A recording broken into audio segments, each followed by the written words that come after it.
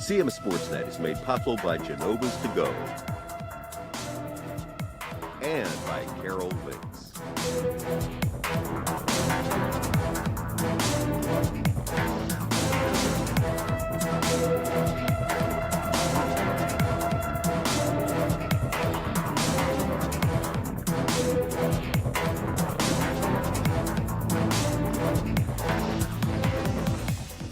Hello, everyone, and welcome to the CMSportsNet Football Game of the Week. It's Thursday. It's Week 6. We've got Francis Scott Key taking on Westminster in a pivotal Carroll County clash. Pat Stetzer here from CMSportsNet alongside longtime county, I didn't mean to say long time like that, longtime county football coach Mike Coons. Two solid defenses we're going to see tonight through the first 5 weeks. I expect we'll see a little more of the same tonight.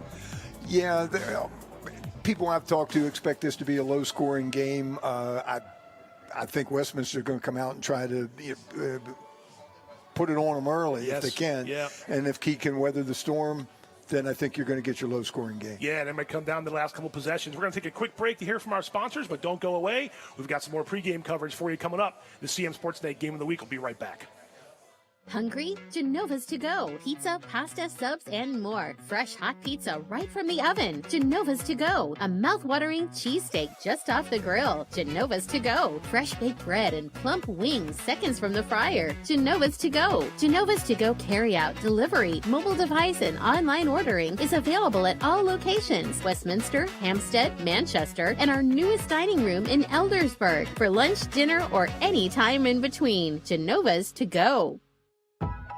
There's a lot about Sarah and Tara that's exactly alike. They drink the same coffee, they have the same great job, and they both have a high-quality education. The only difference? Sarah spent her first 2 years at Carroll Community College, getting the same exceptional education, but at less than half the cost. So while Tara uses her paycheck to make student loan payments, Sarah can use hers for other things, like going out for coffee. Get started at carrollcc.edu.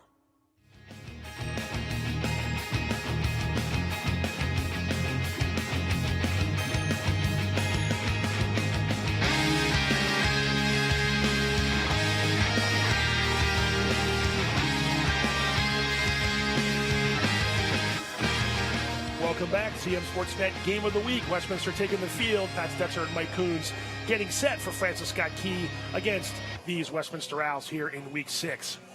Let's talk about this matchup for just a second. We'll start with Francis Scott Key. 4-1 overall, 2-1 in the Carroll County Athletic League. The Eagles posted a late touchdown last week to beat Century 12-7. A big win coming off that shutout to Liberty in Week 4.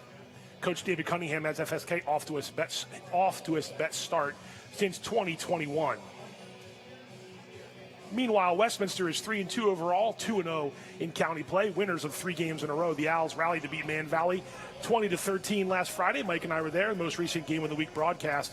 Their ground game came to life when the Owls needed it the most to help them post that victory over the Mavericks.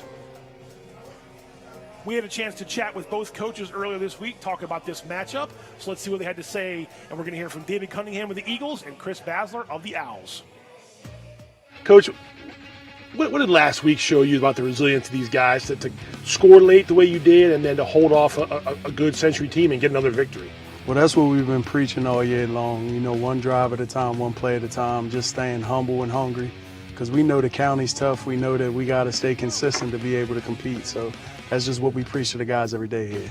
I mean, obviously, anytime you winning is hard, you know, and anytime you win a football game, you're happy. There's a lot of things we had to clean up, and, you know, a lot of it was what Manchester Valley did. It wasn't just what we were doing. I mean, they played well in the first half, and luckily we were able to regroup and made enough plays to win. And what I'm hoping it's part of the process here is that, you know, it's a young team that's growing up.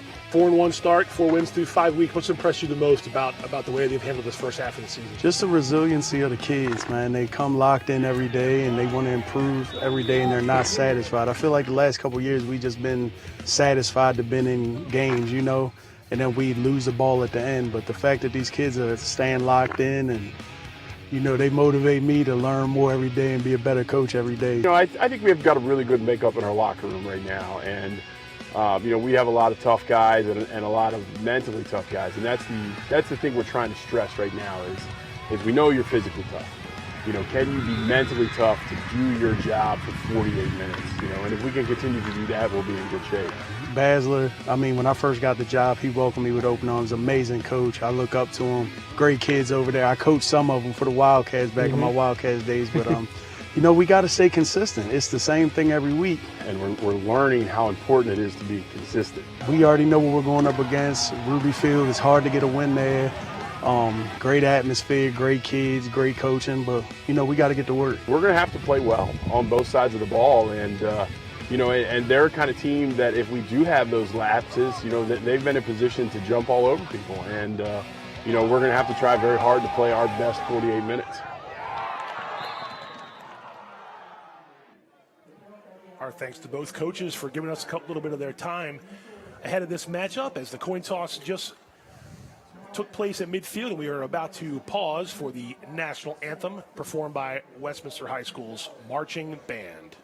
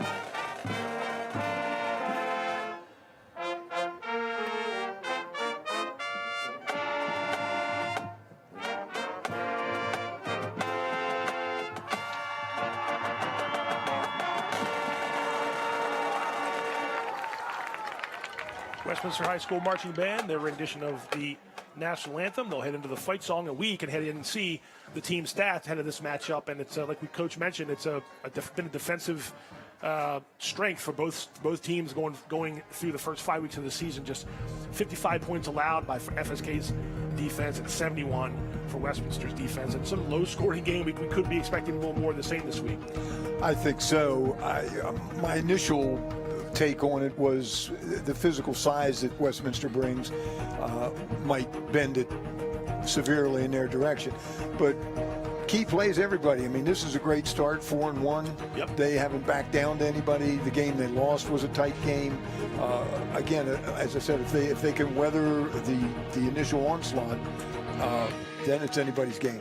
We saw the players to watch there. We'll talk more about them as the game goes on. Bryson Lookingbill of FSK, one of their top receivers, and then the second leading receiver in Carroll County in terms of receptions is Braden Troop. Lookingbill had a 90-yard touchdown last week to help the Eagles beat Century 12-7. That came late in the fourth quarter, so a big play when the Eagles needed it. So a couple minutes before 7 o'clock, and we get ready to kick off here. FSK will kick off to Westminster, and we are underway here at Ruby Field. At Canton Rudders on the return, gets it up past the 30-yard line.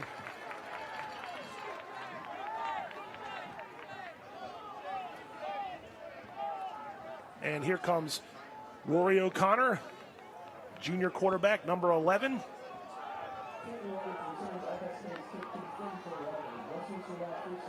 There's a starting offense for the Owls. We'll see Rory O'Connor's.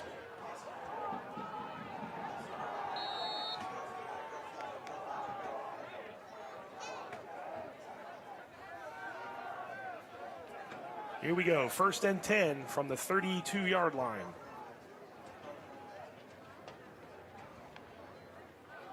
First one is going to be a pass. O'Connor's going to go up top, just like Coach Coons had mentioned. Incomplete. They were trying for it early there, Coach. Yeah, they're going. That's why I think they're going to go big shots early, and if they hit it, then you get Key back on their heels right away. And that you don't want to play. I don't care who it is. You don't want to play anybody, getting punched in the mouth on the first play. There's Rory O'Connor, 41 out of 98 for 691 yards, 8 touchdown passes. That accuracy rating was a little lower than coaches and when Rory wanted to be, but it's been getting better as the last couple weeks go on. 2nd and 10 now. This is a handoff here. Looks like Jack Hitchcock, 13. Got about 9 yards, so from 2nd and long to 3rd and manageable.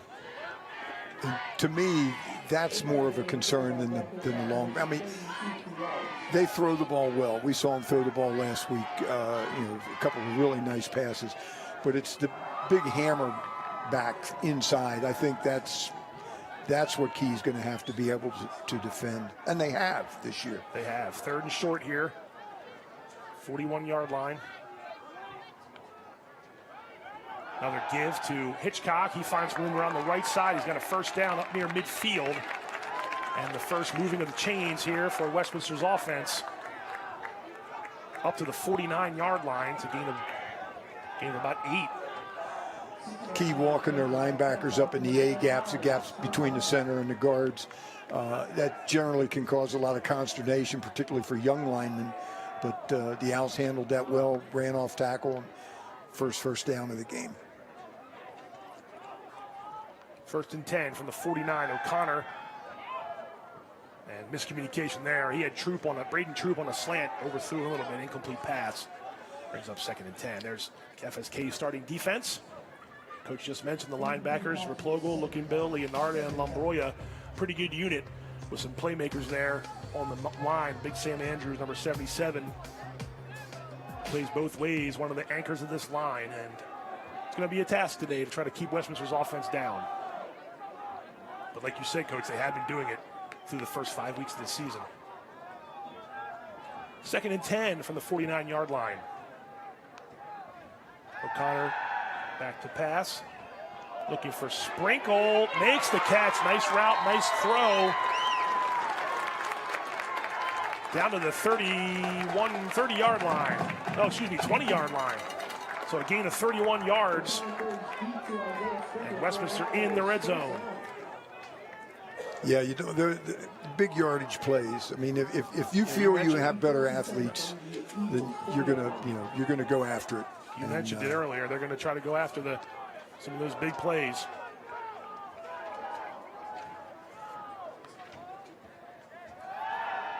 Little jet sweep here, back to Sprinkle.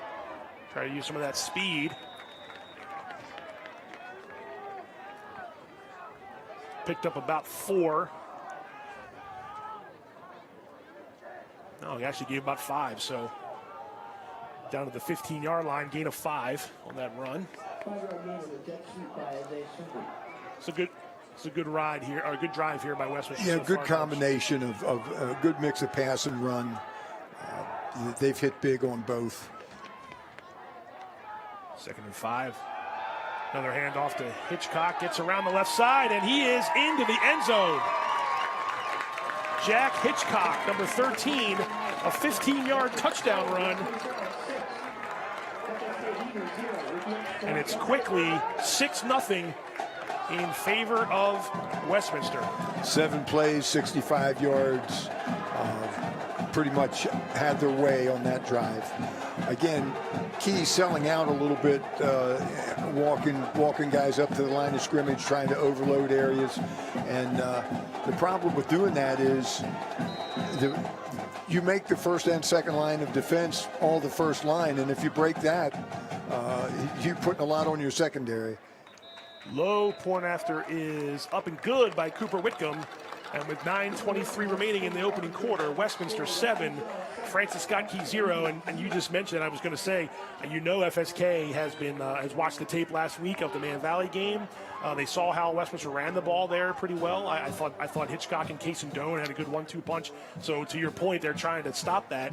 Well, Westminster goes over top, hits a big pass play, and sets up the rest of the drive. Yeah, they've whatever strategy, counter, whatever that they're trying to develop, Westminster's had the answer, and that's a pretty impressive first drive. I got seven plays, 65 yards. Yeah, just a few minutes off the clock too. I mean,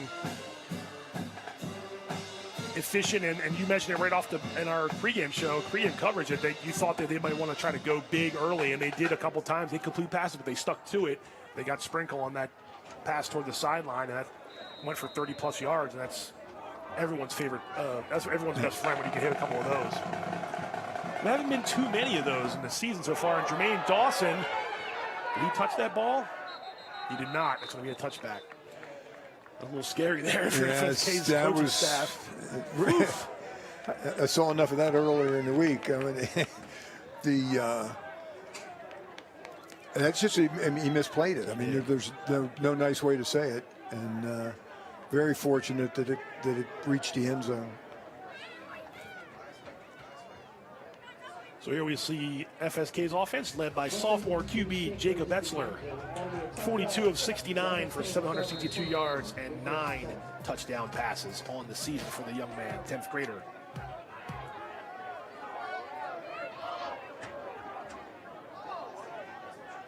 First and 10, Francis Scott Key from the 20-yard line.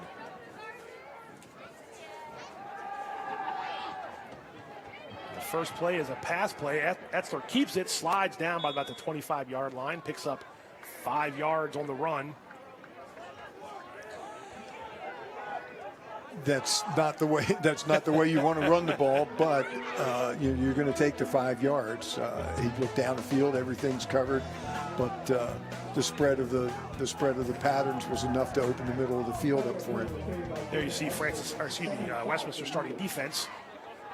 We'll get into that more as we go. We saw them last week against Man Valley hold the Mavericks. They actually gave up 13 points early and then held them scoreless for pretty much most of the second half. 2nd and 5 from the 25-yard line. Here's a handoff to number 0. It's George Taku, the junior. Has been a little banged up early in the season, but we heard one of the coaches earlier come up in the press box tell us that he is good to go. There's FSK starting offense, and you see Taku and Jermaine Dawson in the backfield, looking Bill Feister and Haddock as the receivers, and some of those big linemen up front with Sam Andrews and Craig Hartsock, probably Fitzgibbon, and we mentioned the sophomore quarterback Jacob Etzler. Nice job by Lee, number Gabe 25, Lee, yeah. And to maintain the edge. There was no place to turn the corner, Correct, no place to turn the play up. 3rd and 7, we'll call it. It was a loss of about 2 yards for Taku, and here's Etzler. Oh, he had him open in the flat. That was Colton Feister, I believe, number 6, incomplete pass. Brings up 4th down, and I would imagine FSK comes out to punt. He had that play. He had him open. Again, yeah, they had some things they could have done. I just, this is, worst case scenario would have been turning it over down here with 3 and out after you just got rolled a little bit is not the result you want.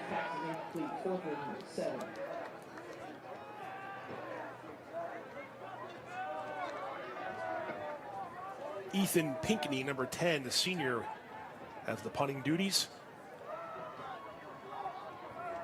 And FSK will punt it away here. It's going to take an FSK bounce, but Cant Rudders picks it up at about the 45-yard line and comes into Eagles territory and gets down to the other 45-yard line. So took a nice bounce if you're FSK. Only problem there was Cant Rudders ran up and got it, and a nice return. He read that very well. It's hard to read a football. You don't want it hitting the ground. It's not round. It doesn't bounce the way you want. But you can read it. You pre-practice, you work, learn how to, the nose of the ball's up, the nose of the ball's downward. He saw how that hit, knew he was going to get the, as the shortstops would say, a gravy hop, and was able to take it in full stride into key territory. Yeah, favorable bounce, and Rudders did the rest. Got about a 20-yard return. 1st and 10 from the 36-yard line of FSK. Pitch back, this is number 15, Cason Doan, to the left side of the line there. And sophomore picks up about a yard. Give him 2 yards, actually. A lot of people get frustrated when you sweep into the boundary, sweep toward the short side of the field. But there's fewer defenders over there. There's fewer people to block. It's not an ill-conceived play. You only need that one gap to get positive yards, right? So 2nd and 8.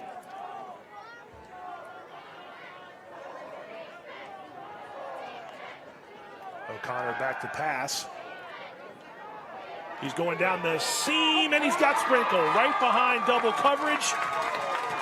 And that is good for a 34-yard touchdown pass. And Westminster has struck on the first 2 drives. Nice throw and catch there. Yeah, this is pretty much how they drew it up. I mean, this is the dream start for them. No doubt about that. You said they wanted to go big early.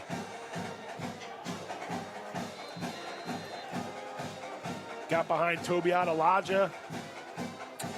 But that was all, excuse me, that was all O'Connor and Sprinkle. So Sprinkle, Isaiah Sprinkle, definitely one of their playmakers. Flag on this play, flag on the play here, and false start. They'll back him up 5 yards and then re-kick the extra point. But this is an A+. This is an A+ start to the game if you're Westminster. Absolutely A+. Get a little agitation there and get a little nervy as offensive linemen when you see defenders coming toward the line of scrimmage. And they're trying to block the kick, right? So well, and you know, it is illegal to come up there and feign a rushing attempt. You can't clap, you can't call cadence, but you can approach the line of scrimmage, and that got the desired result.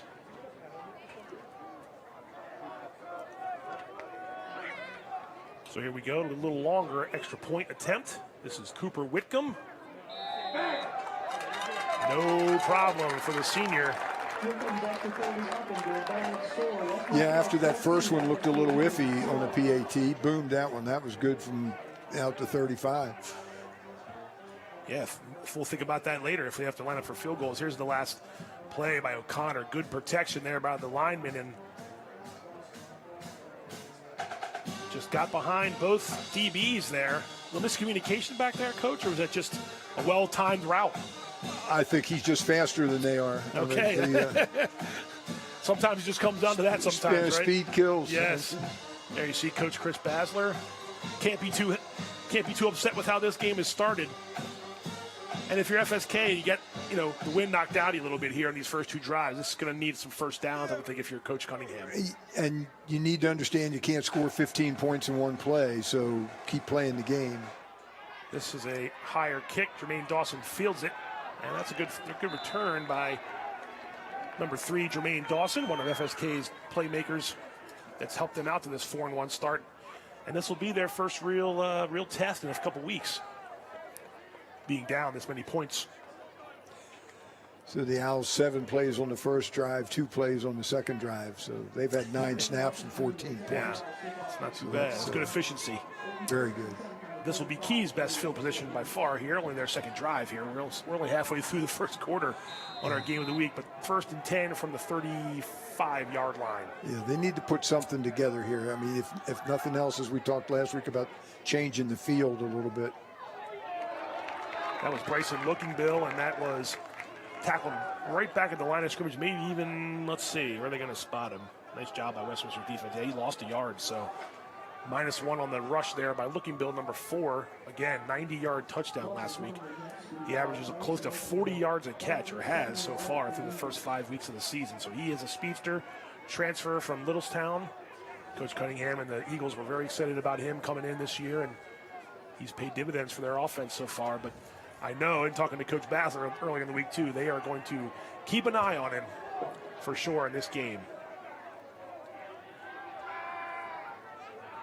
FSK hasn't beaten Westminster since 2007. Got to go all the way back to 07. And there's a big tackle in the backfield, number 7. Speaking of 7. Yeah, we just mentioned 7. That's Cooper Whitcomb. That takes him back to the 30. That's a loss of 4 more. And again, he just comes untouched. That was off the edge. Yes, that was George Taku on the carry, and Cooper Whitcomb. He talked about shooting the gaps earlier for FSK. Well, Westminster's done just that. It works off the edge too, and I mean, he was accounted for. There was a guy coming, he just blew by him. 3rd and 15 now. They got to get to the. Well, actually, 3rd and about 16. They got to get to the 44-yard line. Etzel will go up top. He's got Feister, but that's out of bounds. Would have been tough to make that catch there anyway near midfield. Pfeiffer a little upset coming off, taking his helmet off there. That's another quick 3 and out for Francis Scott Key, and they went backward that time. So that's about the opposite, exact opposite of what you wanted to have happen on that drive. No, yeah, you needed to keep a little momentum going there. I mean, even a first down or two, so you can punt from midfield. Yeah, something, right? Flip the field, or at least also work some of that clock. So punt formation again for the Eagles.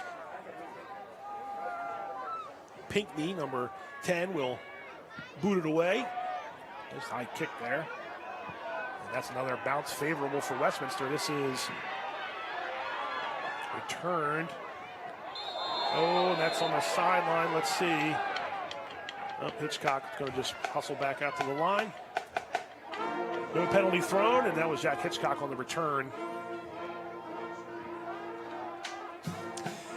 That we've talked in the past, or this is a good tackle. That's one of the things that I think has deteriorated a little bit because of the openness of the offenses anymore. It's hard to tackle in the open field. Yes. And so you end up, rather than tackling in the traditional sense, you grab. Well, once you grab, you sling. Sure. And that can have some nasty outcomes. Yeah, and spatial awareness, you got to know where you are, and that's easier said than done sometimes too. That pass is a little high, intended for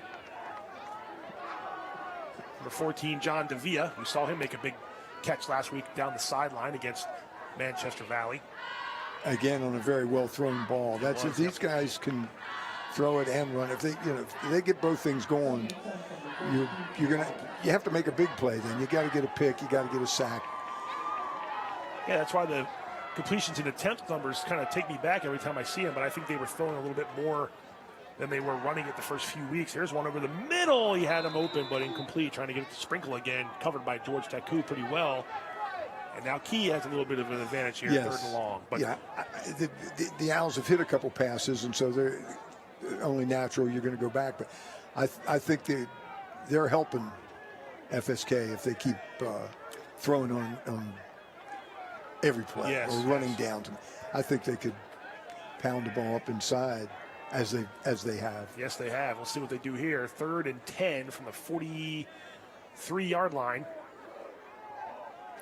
There's the backers walked up in there. You can see it. I saw it. Yep, this is a little pass out in the flat to Hitchcock, and he gets up past the 45-yard line. Tackle made there.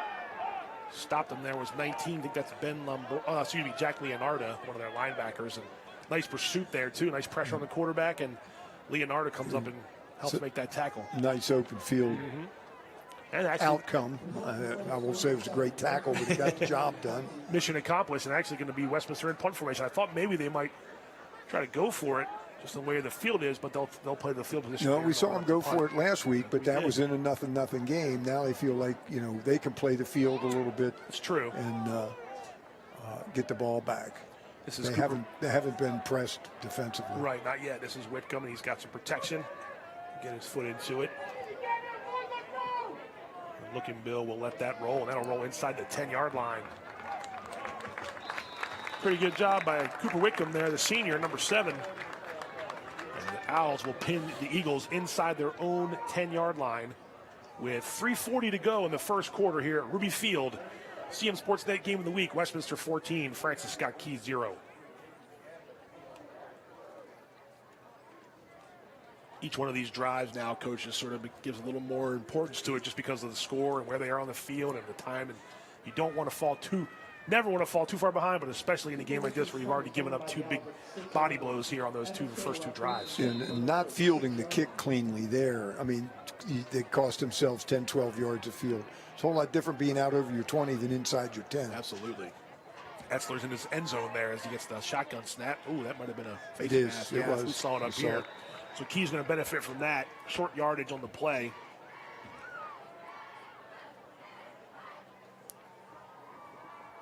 Actually, he might have lost a yard, but it's not going to matter because it's going to be a personal foul face mask on Westminster. That helps Key get out of the shadow. Yeah, I was going to say that'll get him up closer to the 20. You don't want to count on that the whole game, but right now you'll take it. And you mentioned tackles, and of course doesn't mean to grab the mask, but he's trying to go after the guy up top, and he gets his hand caught in the face mask, and that's a 15-yard penalty there. As you see, Our officials make the call. I mean, the whole concept of spread offenses and whatnot is it's hard to defend the whole field. And tackling in open space is harder than tackling off tackle. And you because of that, you see people reaching and grabbing, and face masks get grabbed. Up to the 20 now. Here's a handoff to Taku, and flags fly from the backfield. That usually means holding. We'll see here. Taku got a yard. But we'll see where that flag negates the play or not.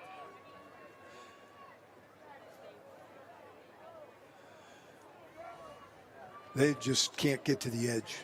That's No, the not second yet. time they've tried to go tackle or outside. The Owls just aren't having it. Their edge players, defensive ends, outside backers, corners, whomever has the accountability on each play have been outstanding. Key might have to figure something else out if they want to establish a ground game. That 10-yard penalty there is not going to help. Back to the 10-yard line, 1st and 20. Yeah, we saw Manchester Valley get throttled pretty much on the run game. Yes. It was a battle up front. They did well, did better than Keys doing, but they had to come with the counter or something to get the big yards. 1st and 20 now, back to the 10-yard line. Etzler will throw it and complete it. That's number 12, Mitchell Smith. Oh, excuse me, Brady Haddock. Pardon me, number 12, Brady Haddock, a junior receiver. And there again, a pickup of about 2. So the Westminster's defense is not being stressed in any fashion. And that's not a condemnation of the offense. That's just good defense. They ran the play, they completed a pass, they gained next to no yards. Gained 3 on that play, and that actually may have been 22. I may have misspoke there. If it was 22, it was Peyton Rhodes on the catch. I saw the 2 and didn't see the 1. 2nd and 17. After that 3-yard gain. This is a fake handoff to Dawson, and over the middle, just a little high. Trying to get it to number 11. That is Mitchell Smith. And just a little high there from Etzler. And now you put yourself in harm's way, for lack of a better phrase, at 3rd and 17. If you're the Owls defense, you can really gear up on this one. You know what's coming here. Yeah. I mean, maybe a screen, maybe a draw, but they're not going to run off tackle unless they're going to concede this possession. You almost don't want to concede too many of these the rest of the way here, the way the score is going. And that play was well executed, except for the throw. The throw's down, and Receiver was open. They're out here over the 30-yard line. 3rd and 17.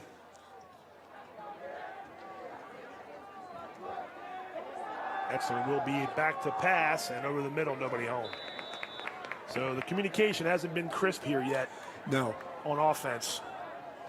It looks like at the start of the routes that Etzler's got receivers open, at least to be able to make a play, but not going to make many plays with the passes being overthrown the way they are. No, they are not firing on all cylinders. Not yet, to say the least, with a minute 24 to go here in the opening quarter. And the Eagles will punt. And this has a chance for Westminster to be pretty decent.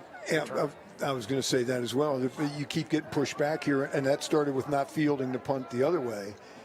Now, even with a good punt, you're going to still be around the 50, and it's not even going to be close. Nope. In fact, it takes a Westminster bounce, so the 35-yard line is where the Owls will start. You know it's a hard night when the punts start returning themselves. You know it's been a tough first quarter. Man.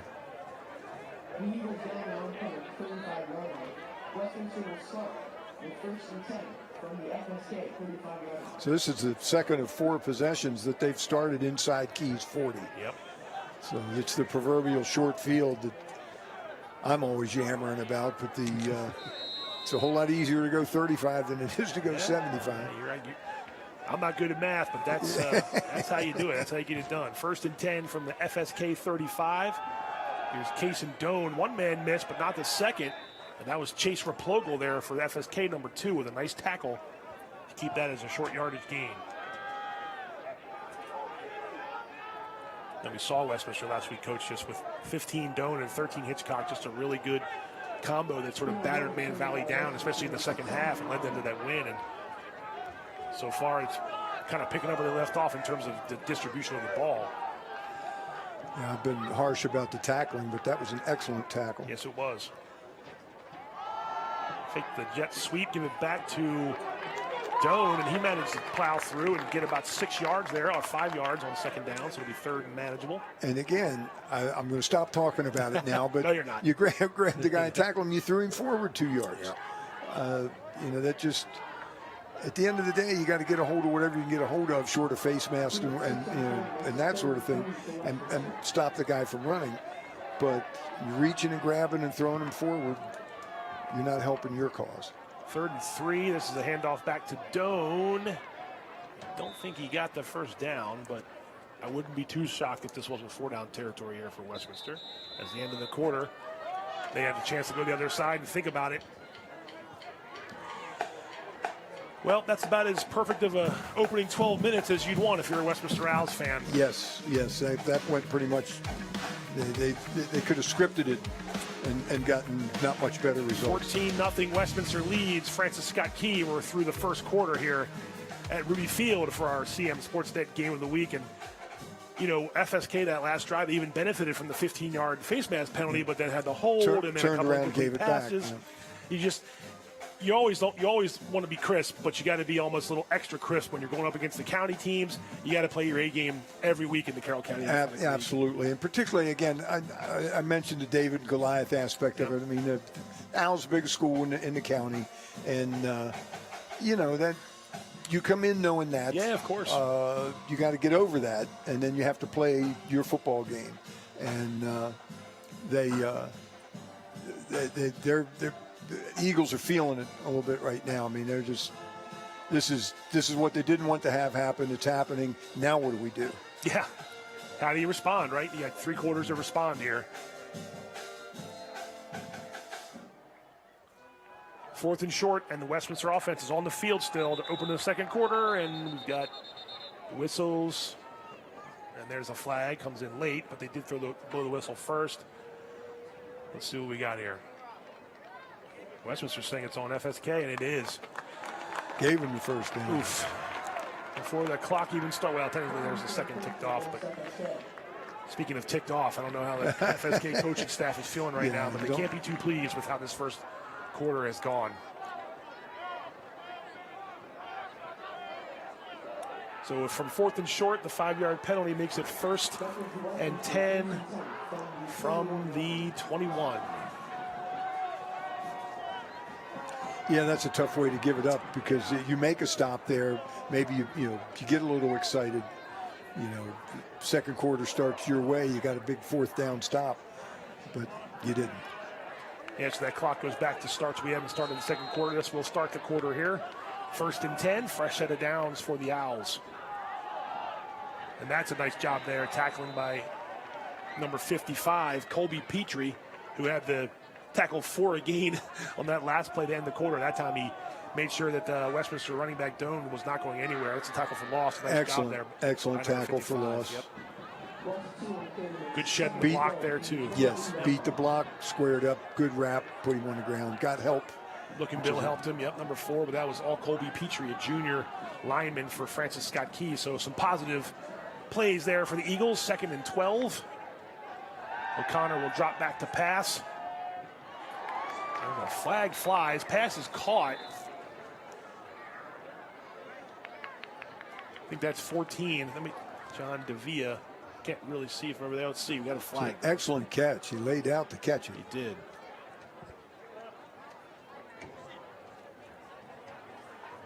Oh, pass interference on FSK.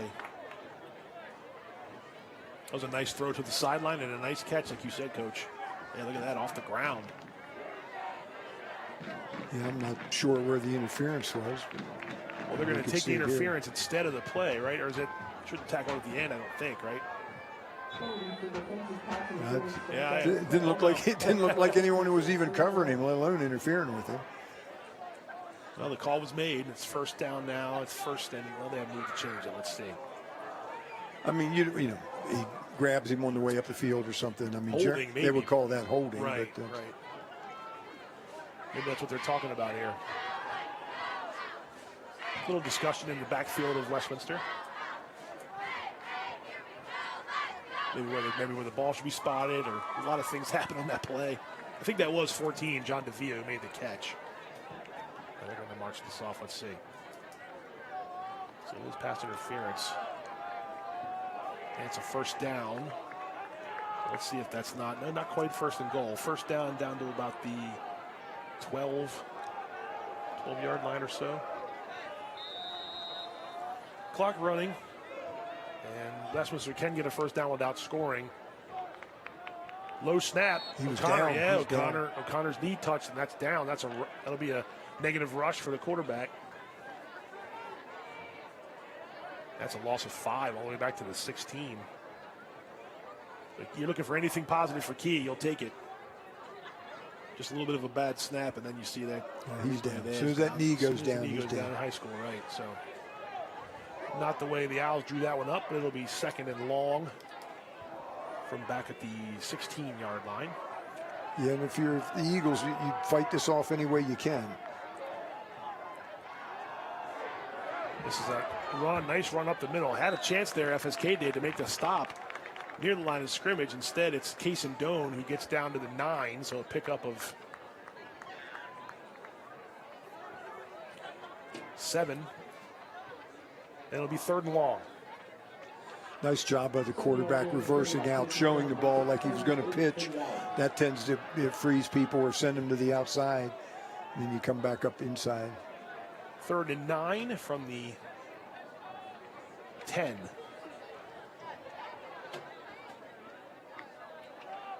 It's a pass play. O'Connor over the middle, up in the air. Oh, intercepted. Nice play by Chase Replogle. They needed it. They definitely needed it. That was a pass that off the hands of Sprinkle, and a nice diving interception by Chase Replogle, the junior. And finally, FSK gets the break it was looking for. Yeah, you blunt the onslaught a little bit here with this. Nice job by the initial defender, pressuring the receiver. The interception in the end zone means a touchback. So the ball will come out to the 20. Yes. And that's one that Isaiah Sprinkle would like to have back. Guarded by George Taku. Interception for Chase Replogle. And let's see if FSK can respond. You see Replogle there on the sideline. Nice job by that young man. Saved the touchdown. Yep. Dodged the bullet. Dodged the bullet. That's one way to look at it. And here's a handoff to Taku. And he gets up near first down yardage. So finally, the Eagles with a little life. Generate a little something here. If you can drive the field, get a score. Gain of 13 yards. So that's first down and more for Taku.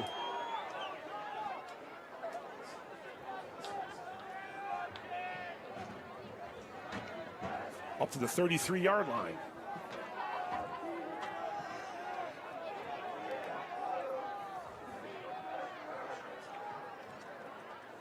FSK desperately needed something like this to sort of keep this thing going. There's Taku around the left side. Nice run by George. That's a 9. Let's see. He might have got the first down again. First time they've been able to accomplish anything on the edge. Got people blocked up a little bit. Nice run by Taku. Nice cutback, too, by Taku, yeah. So a gain of 11 up to the 43, a gain of 10, excuse me. So 2 plays, 2 first downs. Yeah, that's the first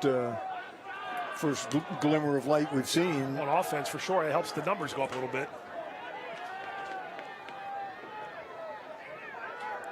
Another handoff. This is a nice push by FSK all the way up to almost another first down.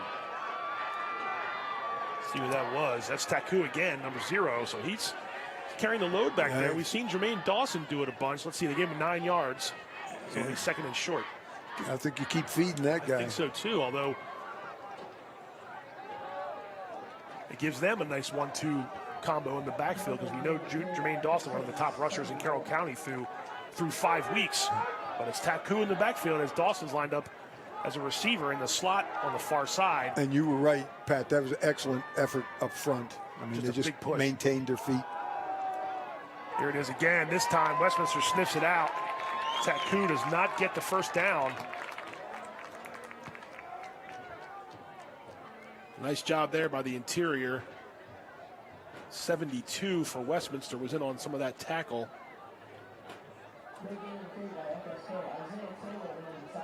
They also gave it to 12, Isaiah Taylor.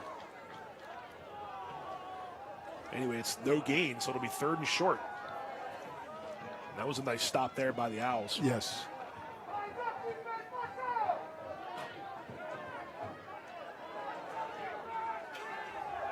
In Westminster territory, FSK's offense has gone 30 yards, 32 yards after that touchback, and here we go.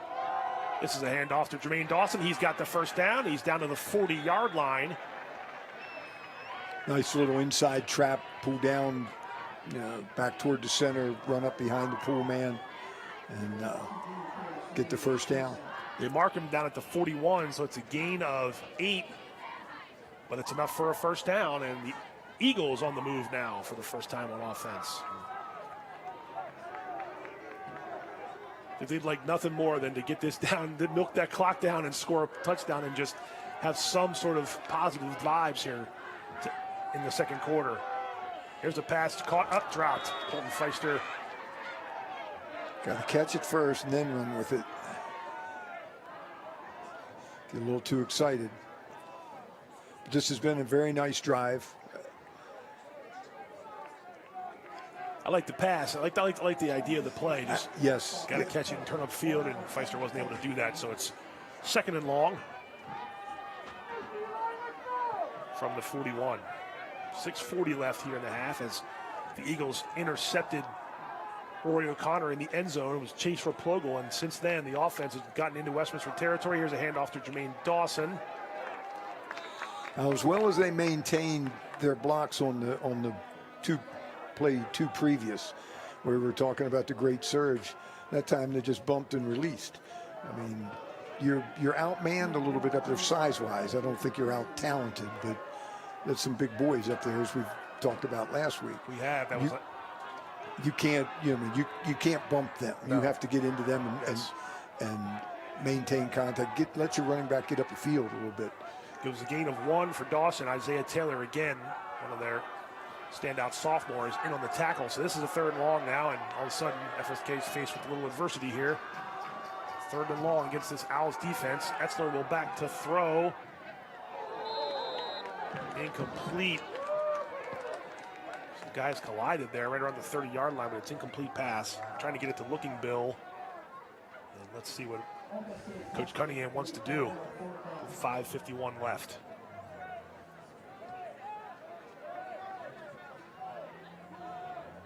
It's funny how you're feeling like everything's going your way, and it just takes 1 play or 2 plays of not going forward, and you're faced with 3rd or 4th and long. It doesn't take much to take the wind out of your sails. That's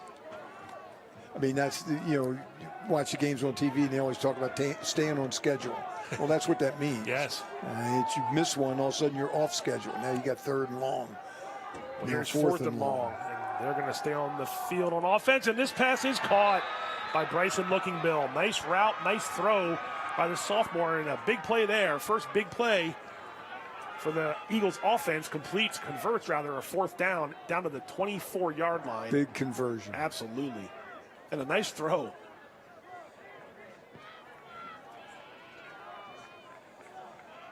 Yeah, if you know you have man coverage and you can, all you need is a step on the outside and the slant's there. Slant's there, right. That was a nice throw and catch. Handoff back to Taku, number 0 for a Key. He got through the first line. Westminster's pushing him back, but I think forward progress is going to get him to the 20-yard line.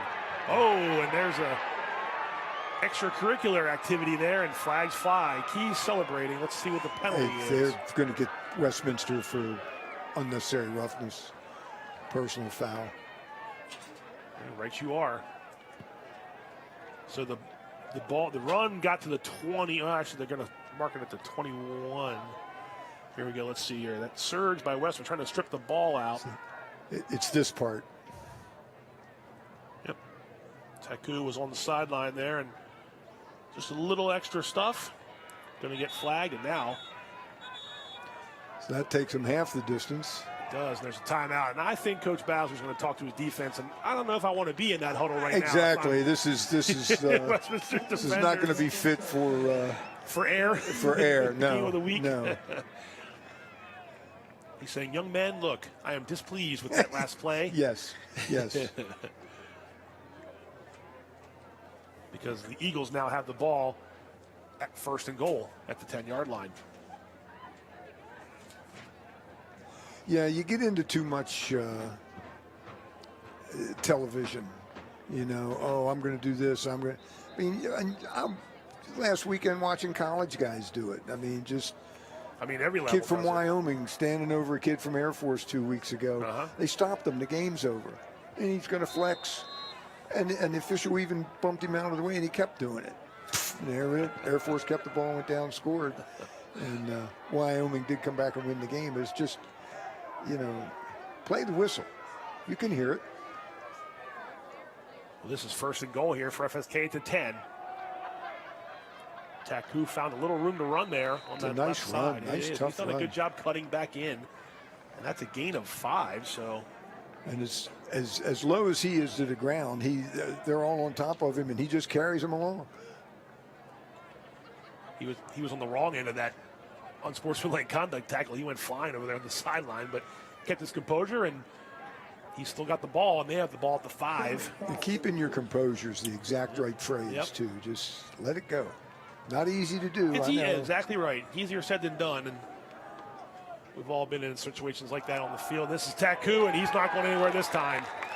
Isaiah Taylor. We've mentioned his name a couple times on this drive, and that's a big tackle for loss for the sophomore, number 12. Yeah, not only was it a tackle for loss, it took away the gain from the previous play. Yeah, you're back to actually only loss of 4, back to the 9-yard line, but still, Coach Basler has raved about him since August, and he is starting to find his way here on this Westminster team, transferred in, and they love his game.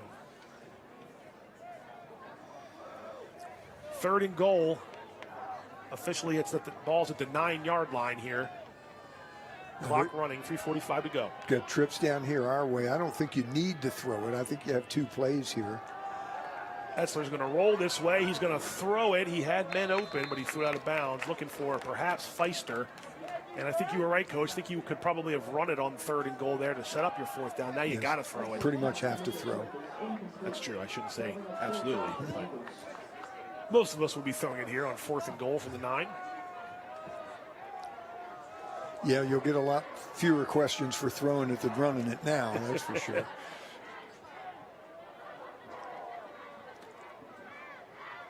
Yeah, I'm not coaching, and I know you are a coach, but not coaching right now, but you're not winning this game with field goals. So No. Yeah, you can't go down 14 and kick your way back into it. 4th and goal. Oh, they're going to get a false start. Taku a little excited. And that changes your play call just a little bit because it becomes 4th and 14. It just means you're throwing a different pass. That's true. Well, actually, on the positive side, you got 5 more yards to throw it. There you go. There Let you the go. play develop. Yeah, you saw George just a little, what'd you call it last week? A little wiggle. Wiggle. A little bit of wiggle there from the line. That time it was from the running back. And it will be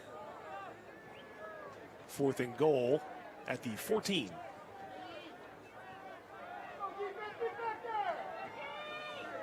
Again, you had that 4th and long earlier. You converted on that slant looking Bill, so I know Westminster will be spying him on this play. Etzler is in the shotgun. He drops back to pass. He looks into the end zone. He's got somebody, and it's caught for the touchdown. Nice pattern, nice pass. Colton Feister. And 2 times on this drive on 4th down, the Eagles convert with passes, and that one puts FSK on the board. Yeah, they needed that. Absolutely, and they got it in a big way. It was the slant. It was the inside slant to Feister. 14-yard touchdown pass on 4th and goal after the 5-yard penalty. Nice poise. I like the way Etzler stands in the pocket for a 10th grader. And let's see, are they lining up to go for 2 here? And we talked about keeping your composure, and they kept their composure. Interesting formation here. This is a handoff to Mitchell Smith. I don't think he got in. I thought they direct snapped. Yeah, it might have. I called a handoff. Yeah, I think it was a wildcat snap. He didn't get the conversion, but FSK is on the board with 3:27 to go. Westminster 14, FSK 6. But a nice drive. That was an 80-yard drive, if I'm not mistaken, after the interception. Yeah, I have 13, 14 plays. Yeah. It got a little messed up with the penalties in there somewhere, but it was in excess of a dozen plays. Either way, a long drive and almost all the clock here in the second quarter. And you're in the game. Oh, yeah. You're back in the game. No doubt about it. They needed that. Now, you can't turn around and get bombarded back down the field here. So it would be not what you want if you're FSK. And if you're Westminster, hopefully, if you're the Owls, you heeded Coach Basler's words there in that timeout. Yeah, that was pretty impressive, that drive. That was an impressive drive. 2 fourth-down conversions. Some nice runs by Taku and Jermaine Dawson. And again, I like that's the way Etzler kind of controls the offense. Somebody was way off the line there. It looked like 12. Got a little excited on that gunner roll there. That's Brady Haddock. Sometimes it's 1 yard. I think he might have been 4 or 5 yards. Yeah, when early. it's that, I think sometimes they let that go. I know they do. I know they do in JV games. I know they do on Sundays and Saturdays too, I think. But the Canadian Football League's the one for that, where they can do that from scrimmage and everybody takes off. And I know those guys, and some of them are offsides. But you're right, that was pretty egregious. That was a little much for them to hold the flag, I think. So back it up 5 yards and re-kick.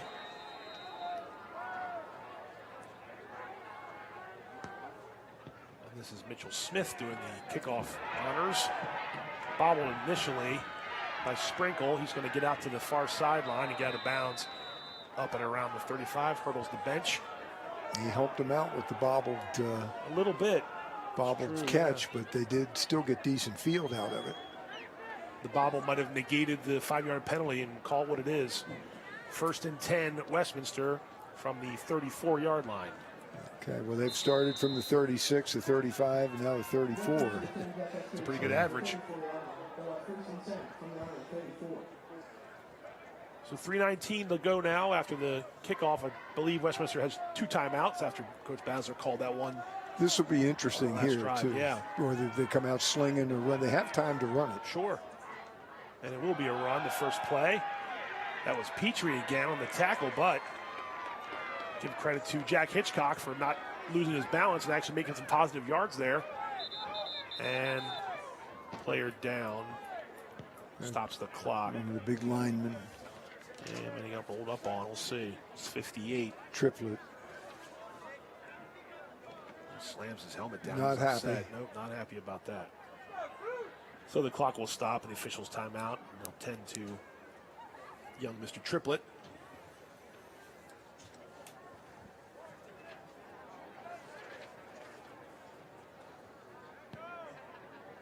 We'll go ahead and take a quick break here while they check on the injured Al. We'll be right back with some more Game of the Week here with 3 minutes to go in the second quarter. Don't go away. We'll be right back.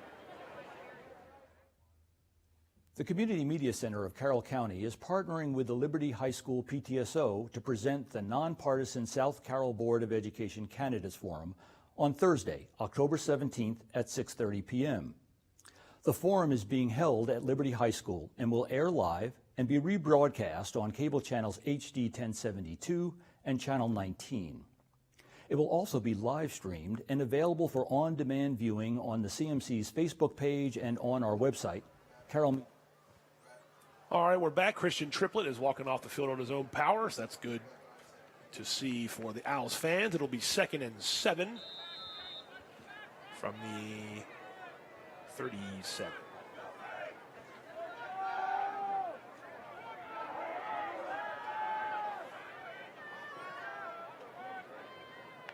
O'Connor has twin backfield mates there. He's going down the seam. He's got a man. It's Braden Troop. And Troop inside the 10 and into the end zone. And that is a big answer. And that's what you couldn't have happen. You couldn't just give up. You worked so hard to get that ball 80 yards up the field. 63-yard touchdown pass. That's really a backbreaker if you're FSK, just because of what you just said. The only good part of that is you still have almost 3 minutes left, but as they showed in the last time, the Eagles are not the lightning strike team in this game. The Owls definitely are. I don't know that 3 minutes is enough for them to get up the field, given the way they want to operate to be effective.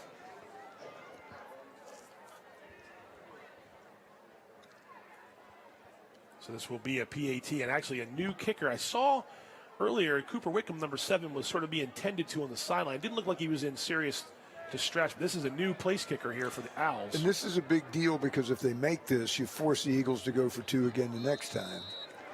That was no problem there for Westminster kicker, number 29. That might be Wallace. I'm trying to find it on the roster. You got to get with Coach Bazzer with the roster. It's alphabetical by class, which is exactly what you don't want when you're trying to broadcast a football game. But the PAT was good, and the Owls lead 21-6.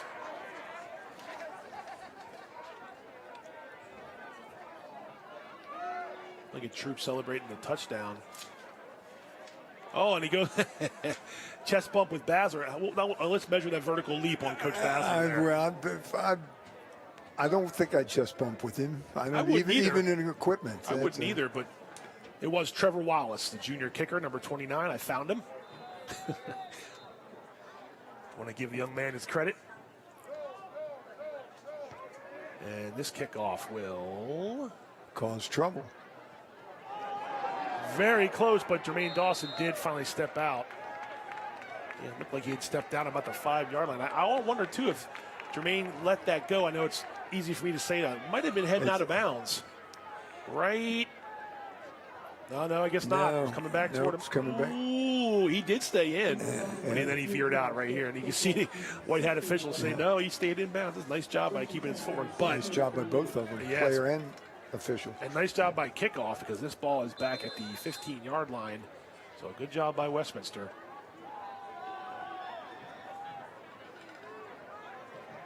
Now, Key gets it to start the second half. Westminster got it first, if I'm not mistaken. Yes, that is correct. And we got a timeout here, I think. Coach Cunningham had a little confusion coming out of the huddle. You don't want that. Nope. Hate to give up the timeout down on this end of the field. Right, he had 3 of them, so first one gets used there with 2:51 to go. And as much as I agree with you, as much as we liked what we saw from FSK's drive, it just couldn't have what just happened there. No. I mean, they put together a long, arduous drive, a couple of big plays. Got what they wanted out of it, and then you turn around and give it right back, and that's puts them in a bad situation now. 2 or 3 plays, right? It wasn't even that many plays. 2. Yeah, 2. And so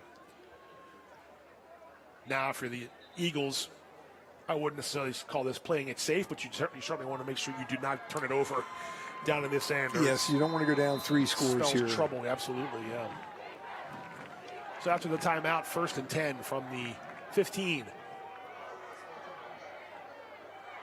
So deception there, and fake handoff to Looking Bill went up the middle instead. Faked the jet sweep. He did. Nice play. Yep. Only got a yard. I was going to say tough to run now. It's tough sledding in there. Under 3 minutes, you got to get up the field. But like, to your point, you don't want to go slinging it around down here and throw it away. It's dangerous turf down here.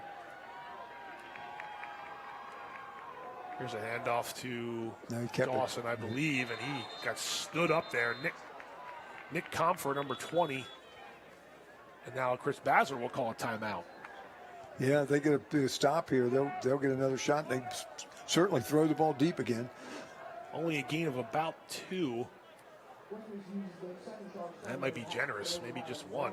And the Owls are down to 1 timeout now with 2:09 to go.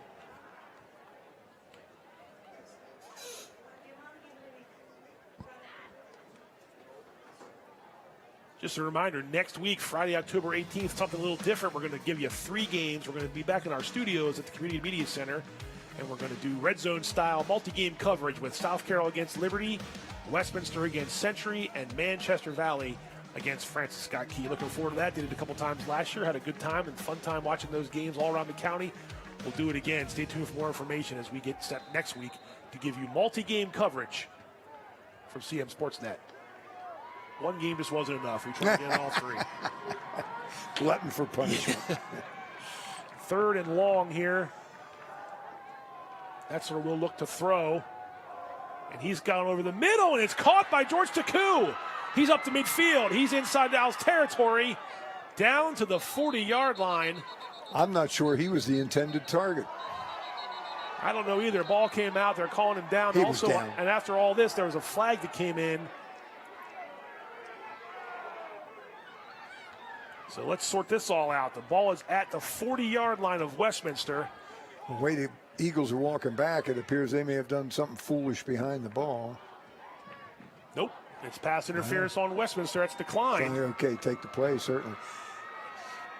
It won't be as good a look here. Yeah, it was a heck of a catch by Taku. See, You're right. I think you're 100% right, Coach. I think Jermaine Dawson was intended. Hey, it doesn't matter how you drew it up. It doesn't matter, no. I mean, the other part of that is the 2 defenders should have run into each other if that was the case. Either way, it goes for 45 yards. Yeah, got him right out of the hole. 40-yard line. Pretty resilient. Yes. That ball batted at the line of scrimmage, incomplete. Trying to get it to Feister. The other piece of that there was they saved the timeout on it because Westminster called it. So they should still have 2, correct? I believe so.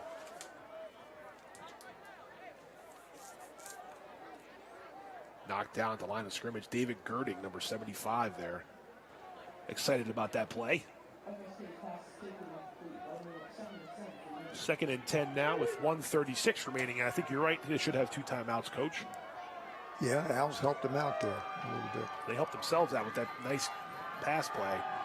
Fakes the handoff. Again, the slant. He's got Looking Bill. Dropped it.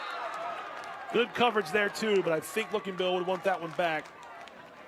Rakeem Warfield, the senior, on the coverage. That's the play they scored. That's the play they hit earlier, too. Yes. He had it gathered in, couldn't hold on to it. There's Warfield coming off the field there after that pass defense. They've had a few of those, but they've also had open guys, certain things. I think there's going to just, look back at this first half of the game and see some missed opportunities. Not that they would all been long touchdowns, but they would have been some completions to get the offense going. Yeah, and I'm a little surprised that they've had that many good shots. See what they do here. Some pressure from that far side. That's going to be out of bounds, I believe. Nice play defensively, but it's incomplete. 4th down.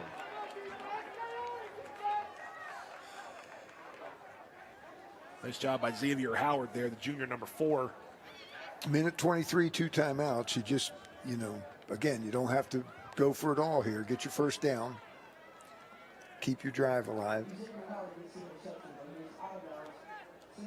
I'm thinking about getting the ball, though, to start the 3rd quarter. And if I had gotten some yards on 3rd down, yes. I mean, we'll see. I don't know if I would maybe just kick it here and hopefully you can play good defense. But just because they just scored on a 60-yard touchdown pass, if you don't get this first down, you're giving them the ball at the 40. But, hey, you got to score points here to try to get back in the game. So what do I know? 4th and 10 from the 40. That's over the middle. Nobody is home. It's intercepted. That's number 9, Hayden Turner, and that's a pass you'd want to have back. That's exactly what you were talking about. That's what you didn't want to have happen. I mean, the only upside of that is at least the interception puts the ball 5 yards further back. Would have gotten it at the 40. They're going to get it at the 35 now. So Hayden Turner stepped in front. Nobody home. Looking Bill was a good 10 yards past Turner. Right in the soft middle of that zone there, that defensive zone. And so each team now with a turnover. And Nothing to keep the Owls from taking another shot. I mean, the deep middle of the field's been fertile ground for them tonight. He absolutely has. This is a hop, skip, and a jump away from the end zone here. Oh, incomplete. He had a couple guys he could have thrown to, Canton Runners, who we saw last month make a catch against South Carroll in triple coverage down in this end zone. The scoreboard side of the end zone, not quite as far of a pass when he caught it back then, but still triple coverage. And that time, Runners laid out for it just a little bit too high. Had his hands on it, but incomplete. Yeah, I think you can do that 2 more times if you don't hit it, punt it, and put Key back on the long field with next to no time. Yeah, you can look at this as almost a free possession here in that regard. There's no pressure for O'Connor. He's got a man open. It's Runners. He got behind the defense. Runners is on the run. Canton Runners still on his feet inside the 20-yard line. Down to the 19. 41 yards. So, yeah, he's down to the 14. Yeah, pardon me.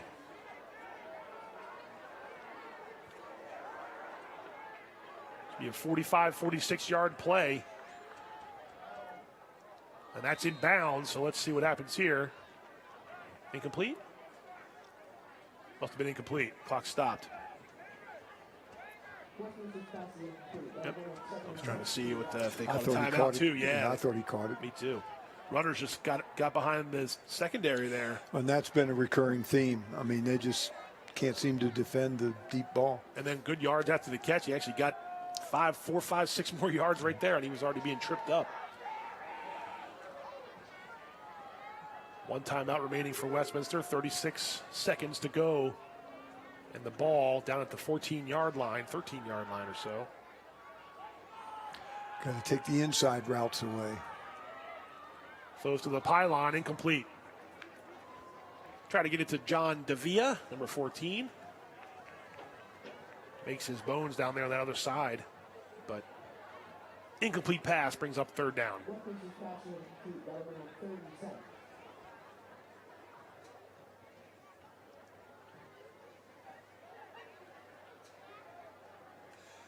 They need to do what the Owls didn't do down at this end. They have to take away the slant. They're going to beat you with a touchdown, make them have to at least throw it over the defender. And timeout. I think the Westminster sideline calls its 3rd and final timeout with 32.3 seconds remaining.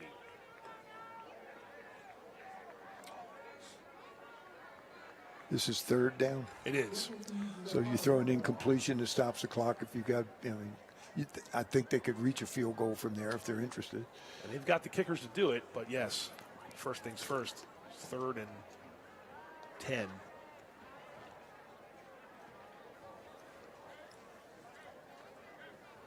So both teams with a pick. Key scored off their turnover. Let's see if Westminster is trying to see if they can do the same. They're trying to do the same here. After that long pass, the Canton Runners got them into business in the red zone.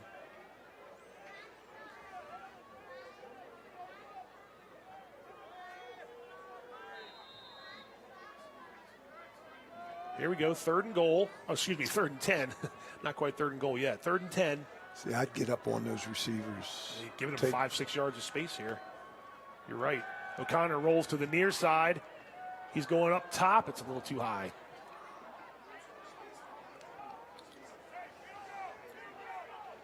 Incomplete pass brings up 4th down, and now they will send on the field goal team. And it's Trevor Wallace, number 29, a junior. Again, it was Cooper Wickham to start the game. He is out at the moment, so in comes Trevor Wallace. Looked good on the last PAT, so be 31 31 yards. Yep.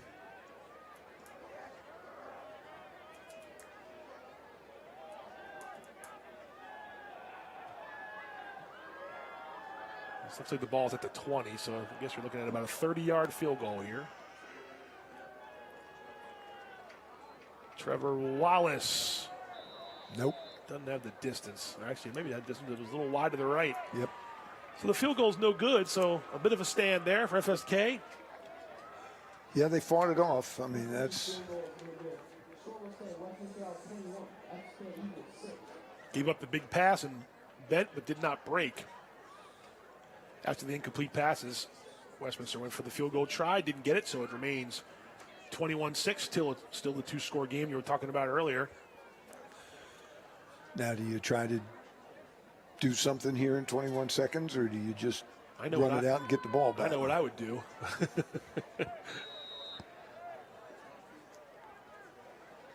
We'll see. I mean, you got a young QB. You got guys out there who he's proven he can make those passes, and he's got speedsters. So it would be the craziest thing. They're lining up in the spread set.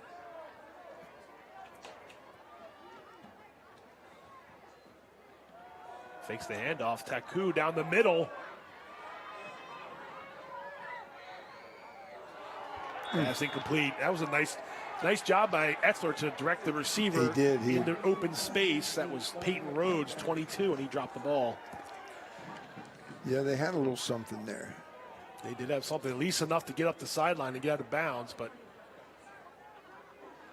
I think if you watch that back, Etzler had several men open to make something happen there. Just hard to make those completions when you got guys in your face, when your Westminster defenders are all in your face, and Etzler was on the move, so.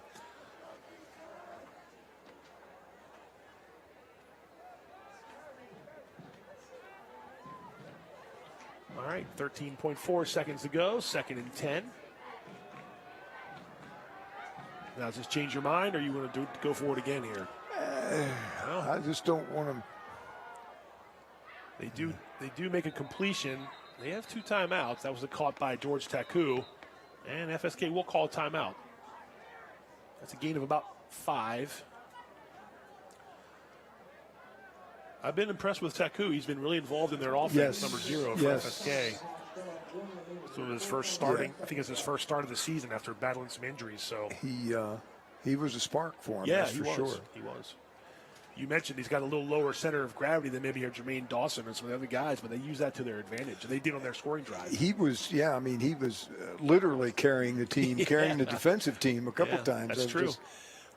He gave them the option of you couldn't drop off on receivers. You had to defend him. Yeah, and then he wound up making that big catch that we think was intended for Dawson, number 3, but he went up and got it. So. Nice start to the game for the young man, George Taku, number 0, junior. So I guess you just whale this one, huh? 4.3 seconds, I would think. And Etzler does that down the sideline, and it's incomplete. Trying to get it to Colton Feister, but that is the end of the first half. So the Eagles answered after being down 14-0 with a long touchdown drive. They missed the extra point, and it only took Westminster 2 plays to answer right back. And that's our score as we've reached halftime. Westminster 21, Francis Scott Key 6. Your thoughts quickly, Coach, on just what we saw here in the first half. It started out the way, I was afraid it would start out, if we were looking for a nice even game. Sure. And the Owls came out and hit a couple big ones, but you got to give FSK a lot of credit.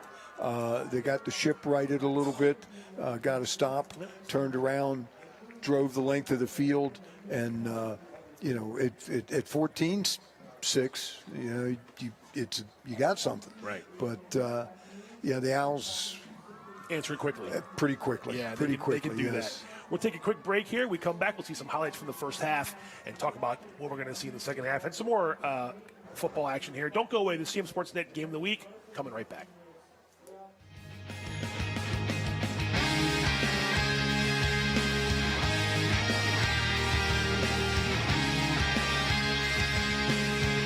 Hungry? Genova's to go. Pizza, pasta, subs, and more. Fresh hot pizza right from the oven. Genova's to go. A mouth-watering cheesesteak just off the grill. Genova's to go. Fresh baked bread and plump wings seconds from the fryer. Genova's to go. Genova's to go carry-out, delivery, mobile device, and online ordering is available at all locations. Westminster, Hampstead, Manchester, and our newest dining room in Eldersburg for lunch, dinner, or any time in between. Genova's to go. There's a lot about Sarah and Tara that's exactly alike. They drink the same coffee, they have the same great job, and they both have a high-quality education. The only difference? Sarah spent her first 2 years at Carroll Community College, getting the same exceptional education, but at less than half the cost. So while Tara uses her paycheck to make student loan payments, Sarah can use hers for other things, like going out for coffee. Get started at carrollcc.edu. Skill, dedication, leadership. Just a few of the things it takes to be named CMSportsNet's Athlete of the Week. Hi, I'm Pat Stetzer. Each week, CMSportsNet recognizes an outstanding player for their contribution to their sport. Meet some of Carroll County student athletes and join us as we celebrate their performance, impact, and outstanding accomplishments. CMSportsNet Athlete of the Week is brought to you by Barnes-Bollinger Insurance and by Raising Cane's. My name is Cooper Sheeler. I'm a senior at Winters Mill, and I'm here interning at the Community Media Center. I recently saw this opportunity because I was playing football over at Winters Mill, and I saw the Community Media Center filming and broadcasting a couple of our games. So I thought that was a really cool way to connect with the community, and I really wanted to be a part of that. Pretty much what I do throughout the day is I help with graphics throughout their Game On segments and Game of the Week, and I also help out prepare stats for all the seasons, the spring and the winter and the fall. I update all of those, and I pretty much go around and I can just help out. I can help out at games when they're preparing for a game of the week. I've done a couple podcasts here at Community Media Center. I would highly recommend people come in here for an internship. It's a lot of fun. The people that work here are really nice, and you get to experience a lot of cool things that you've probably never done before. The Community Media Center of Carroll County is partnering with the Liberty High School PTSO to present the nonpartisan South Carroll Board of Education Candidates Forum on Thursday, October 17th at 6:30 p.m. The forum is being held at Liberty High School and will air live and be rebroadcast on cable channels HD 1072 and Channel 19. It will also be live streamed and available for on-demand viewing on the CMC's Facebook page and on our website, carrollmediacenter.org. I'm Richard Turner, the Executive Director of the Community Media Center. Part of our mission is to inform and educate citizens about local elections. Along those lines, the Voter's Guide on our website includes candidate profiles, previous forums, polling places, key dates, and links. We believe that unfiltered events such as the South Carroll BOE Candidates Forum play a critical role in helping voters evaluate candidates. We are pleased that all 4 Carroll County Board of Education candidates for the November 5th general election have agreed to participate. The Community Media Center and the Liberty High School PTSO are conducting this forum as a public service and do not endorse any candidate or political organization. This event is not affiliated with Carroll County Public Schools. This is the 3rd time the CMC and the Liberty PTSO have teamed up for a candidates forum. Whether you watch live on October 17th at 6:30 p.m. or later on cable channels 1072 or 19, on our Facebook page or on our website, we hope you will tune in and that it helps you inform your decision-making process for the upcoming election. Thank you.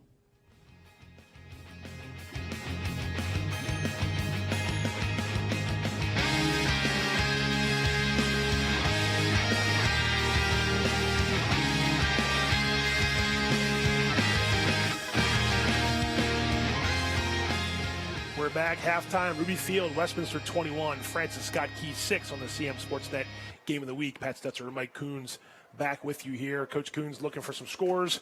No problem there, Coach. We're going to take a look at some of the highlights from the first half and just, again, I thought we both agreed that Westminster was going to try to go big and score on big plays or at least move the ball down the field big, and they did early on. And that's what's got them 21-6 here. in the first half.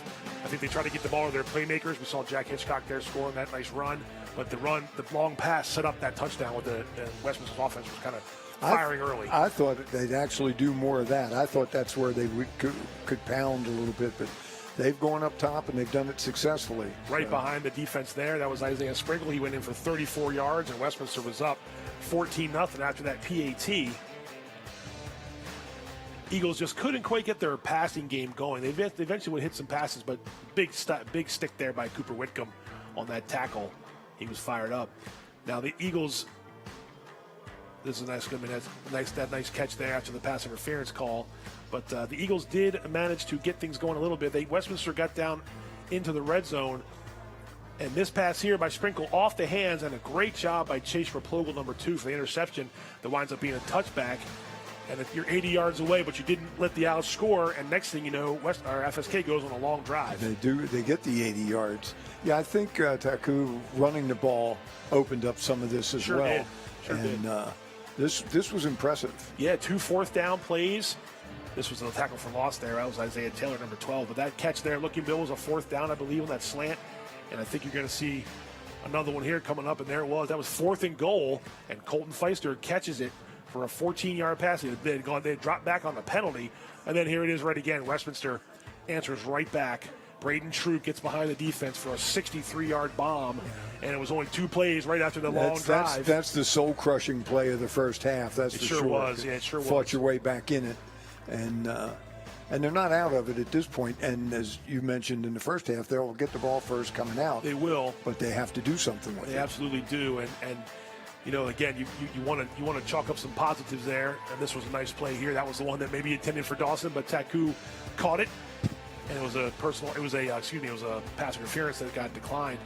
But then they just misfired a little bit too many times here. I think this is the pass over the middle that Hayden Turner's going to step right in front of, and that was the first interception at Westminster's side. FSK and Westminster both with 1 interception, 1 turnover apiece in the first half, and then you'll see O'Connor make some play happen here. And again, they get behind the defense. More often than not, Westminster's receivers were getting way behind defensive backs. Yes. They're wide open. I don't know where they're losing them up the field, obviously, somewhere. And not exactly sure. The first down stat's interesting. Yeah, they're both about the same. And the rushing yards, pretty comparable. The passing yards, again, 177 for Westminster. That's your game right there. That's the difference. FSK, each up with a turnover in the first half. We're going to go and look at the other games that are happening on Thursday here in Week 6 around the Carroll County Athletic League. Liberty hosting Hedgesville out of West Virginia. South Carroll gets Winters Mill, Man Valley. Man Valley's last home game is this week, Week 6. They get Century, and of course our game kicked off at 7 p.m. FSK at Westminster. The Owls trying to win a 4th game in a row.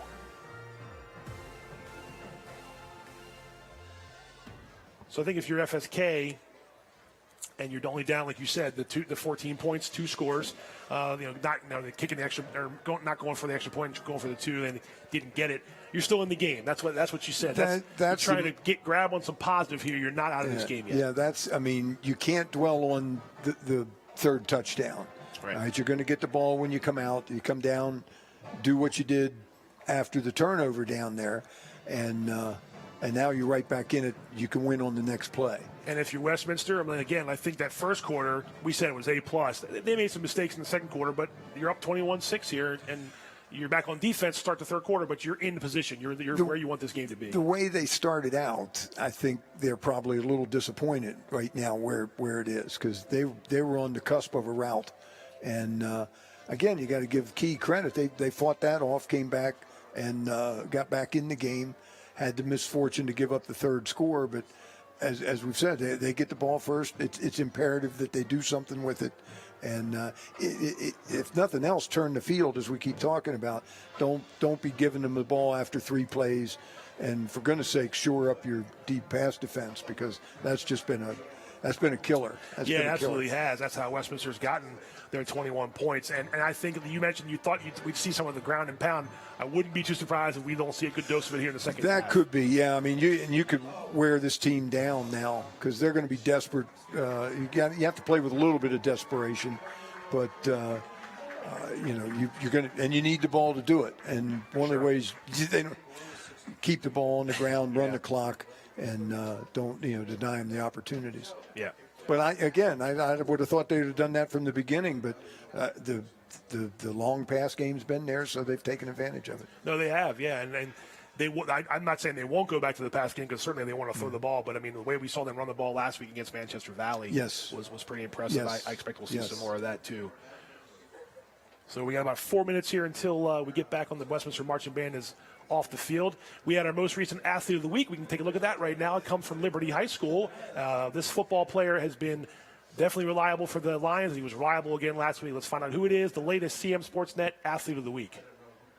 All right, this week's CMSportsNet athlete of the week, Tristan West, Liberty football. 6 catches, $124, I think, and 2 touchdowns in the win over Winters Mill. Tristan, it took a little time for the offense to get going, but what was the biggest thing that was working well for you and Chase and the whole offense to be able to put up 35 in a county game? Honestly, just like trusting each other, doing what we always do, what we practice, what we come out to do every day. The connection with Chase and the whole and all the guys on the offense, but how much time are you putting in? Obviously during practice, but even when in practices, like kind of in a lull, you're throwing the ball around with him, he's throwing the ball around with you, and you guys have been playing together now for a couple of years. Put into words what that connection's been like for you guys. It's honestly been amazing. I feel like we have one of the best connections in the county, just because we work so much over the season and get to know each other, hang out over the season and everything. It's really good. And defenses know that you're the guy that they have to really focus on. And David's obviously a good playmaker, Kevin, Chase, other guys as well. But you're getting a good bit of attention. How much of that goes into your preparation every day, knowing that the other team's going to be putting their best effort trying to neutralize you? I feel like we don't really focus too much on it. We just try to go play our game. It's really all about us. That being said, it was an 0-2 start. Now, reeling off some wins. Were you guys confident that once you guys got this thing, once things were clicking, that you guys would start playing Liberty football the way you know how to play it? Yeah, we were a pretty young team, young on the line, young everywhere. So we just had to get our footing, get our identity, and see what we do. And it's gotten better. What is the identity? Is there one thing, or is it you try to be as balanced as you possibly can? We try to be balanced, but sometimes one thing might work better than the other. Last question. Looking back to the game last week, Winters Mill looking for a first win, trying to come out and upset you guys, but you guys had mismatches, I think, on defense. When you see that and you're talking with Chase in the huddle or on the sideline, it doesn't take long, right? Just say, hey, look, just give me the ball and I'll make a play. Of course, we go try to game plan. Some teams, they might come in on something different, but once we see they're on the field and see what they're running, that's when we start. All right, well, congrats on a great game and good luck the rest of the season. Tristan West, the latest CMSportsNet Athlete of the Week. CMSportsNet Athlete of the Week is brought to you by Barnes Bollinger Insurance and by Raising Cane's. Congratulations, Tristan West, the latest CMSportsNet Athlete of the Week. We got a couple good receivers in this game. He's one of the best around, and he makes Liberty's offense go. I know who he is. If you know who he is, that's a big deal. So we are about a minute and a half here to go before we get to the start of the second half. Let's go ahead and take a look at the stats leaders from around the Carroll County Athletic League. This is entering week 6. So Chase Miller of Liberty, the leading passer. We got Etzler and O'Connor in this game here as well. 845 yards and 12 touchdowns so far from Billy. He had 4 last week. The rushing leaders are up next. There's J.T. Ferguson and his 470 yards. Jack Hitchcock with 9.2 yards per carry. And there's Jermaine Dawson there as well. Dylan Barnes of Century at 7 yards a carry. And there we go. Tristan West and Braden Troop coming into this game. We're tops. We've already seen Troop with a catch, a long catch. So his yards per catch is going to go up. And some really sure-handed guys there. Mitchell Smith also playing in this game here tonight. And Liberty's got some talented receivers with Akinboye and West and a couple other guys that could catch the ball in the backfield. And there's Gabe Lee. We mentioned Gabe Lee earlier. He's got, so at least has 50. We mentioned his name at least once in there for a tackle. He and Dom D'Amico have 20 tackles for loss combined through the first 5 games of the season. So our stats leaders complete there, and we are about to start the second half. Westminster will kick it off to Francis Scott Key.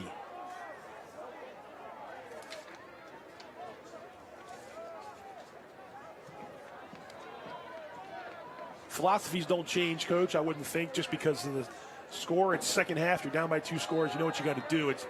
You don't want to go on a 15-play drive that takes 9 minutes necessarily, but you want to score points here. Yeah, philosophy doesn't change, but approach may.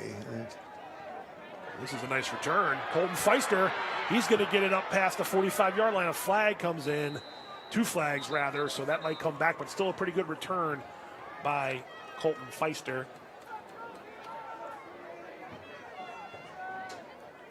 That was an excellent return, excellent individual effort too, because the return's generally set up to do one particular thing. When you start to see that darting back and forth, and that's individual effort at that point. And that will come back from the spot of the foul, so the 35 becomes the 25, I believe. That's where FSK will start, but that's a pretty significant penalty there, because they would have had the ball up past the 40, so you're talking about a 20-plus yard swing. Yep, 1st and 10 for the Eagles at the 25 will be their first possession on offense.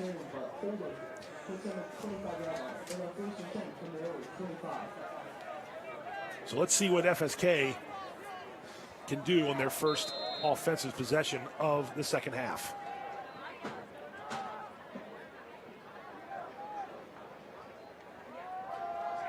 It's a handoff. It's Taku, and Taku finds room to run, and there he goes down the near far sideline. 40, 30, 20.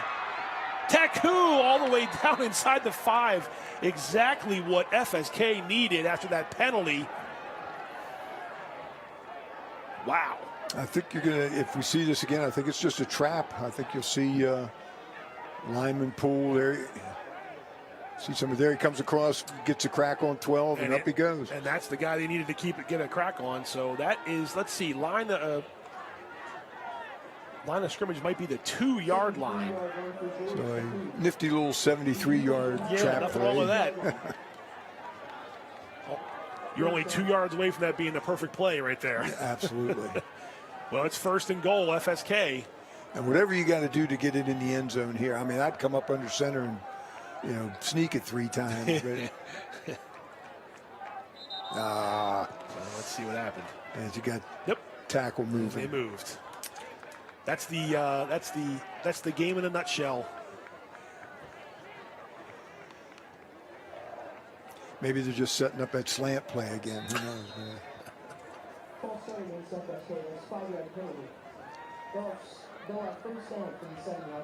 So it backs them up to the 7. 1st and goal still. Yeah, it's 5 more yards to run the play. Yeah, there you can see again that little just wiggle. Yeah. He was pulling. They were coming back to it. They were pulling. going to run the same play. Not too sure I wouldn't run it again. I would agree. It's 4 yards, 4 down territory, and you're inside the 10-yard line. That's going to be a pass. And it's intercepted. Miscommunication, and a flag flies. I think that's after the interception. It was picked off by, I think that's Nick Comfort, number 20. Boy, that is, it's a block in the back. I think the fan thought it might have been going the other way, but it's a block in the back. And that is, I don't know what happened there. 2 guys in the wrong spot. Throw goes awry.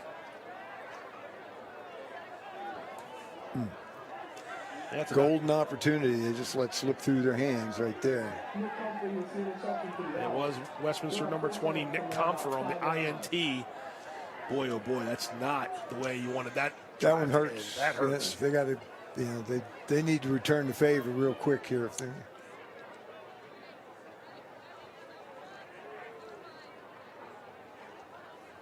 So let's see, defense coming out now for FSK. The penalty pushes it back to, it looks like the 6-yard line, so. FSK still running guys on the field. The defense was not set. Wow, good job to recover there. Yeah, that could have been disaster for FSK. That was trouble. That was trouble. That's a run for Hitchcock, and he gets to the 9, gain of 3. And some of that was still having their heads in the last play. I think so. You got to let it go.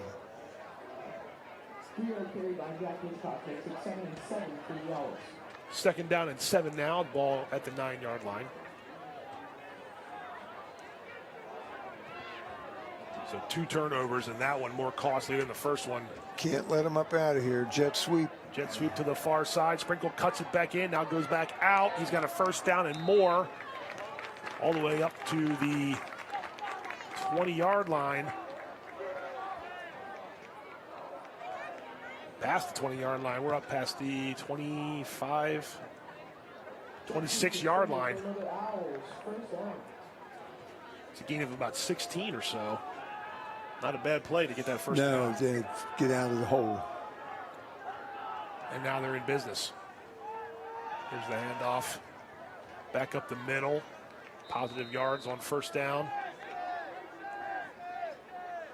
That was Jack Hitchcock again, number 13. Gain of about 5. Running the counter up behind the big tackle. You get out of the shadow of the end zone, and now you can sort of run your offense the way you wanted to, like we talked about. I think you're going to see a lot of running, I would think, in this second half. We'll see, but it's just a disastrous turnover there for Francis Scott Key. I'm not trying to belabor the point, but you got to score points there when you're down by 2 scores. And there's another handoff up the middle. That's a first down. That's Case and Doan up to the 40, up past the 40.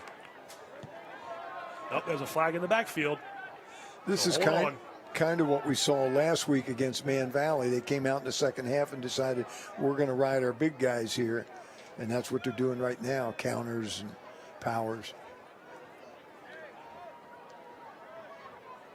And that's a hold. It'll come back. Offense flag against the Owls for holding. They'll leave back 10 yards. 7-15. Nice piece of running there, though, by Doan. Yes. Well blocked up front. Yep. Again, I mean, that's Coach Basler's thing. You're gonna block. and we saw it last week. They came out a little more on fire in the second half. Second at about 15 after the gain of 5 yards on the run. And this is O'Connor. He'll run with it. He'll keep it. He'll slide. Up at about the 30-yard line. Actually, they're going to mark him down at the 28. Gain of about 6. Third down conversions. Yep, big deal. This is third and about 7, so. If the Eagles, you want them off the field. You got to make a play here. They gain of 5. They pushed it back a yard, so.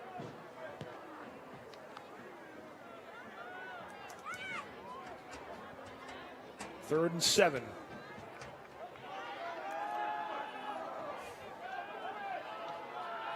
Twin running backs on either side of Rory O'Connor. Taking a long time to get this play off. And delay. There it is. That backs him up 5. You were on it. You saw the back judge here. So now you're back behind the sticks again. 3rd and 12, 13.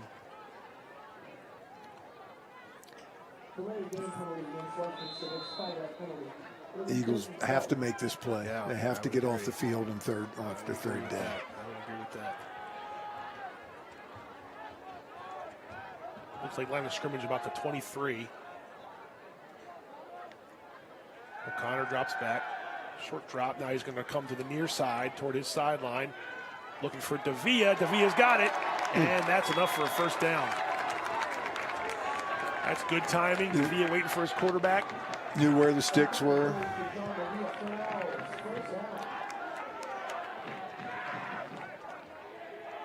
And got it up to the 36, 37-yard line. I like how he sent him one up the field, too. Originally, where the pattern took him completion, they weren't going to have a first down. Gain of 14. Made sure he got up to the sticks. Absolutely, and then got another couple. So a big conversion keeps FSK's defense on the field. That's a run to Case and Doan. Gets a block from Sprinkle, but FSK prevents any more damage there. We saw that play last week, too, against Man Valley. Yes. Short gain. Key saw it, too, evidently. Yes, I think they did. Gain of 3 up to the 40-yard line. Makes it 2nd and 7.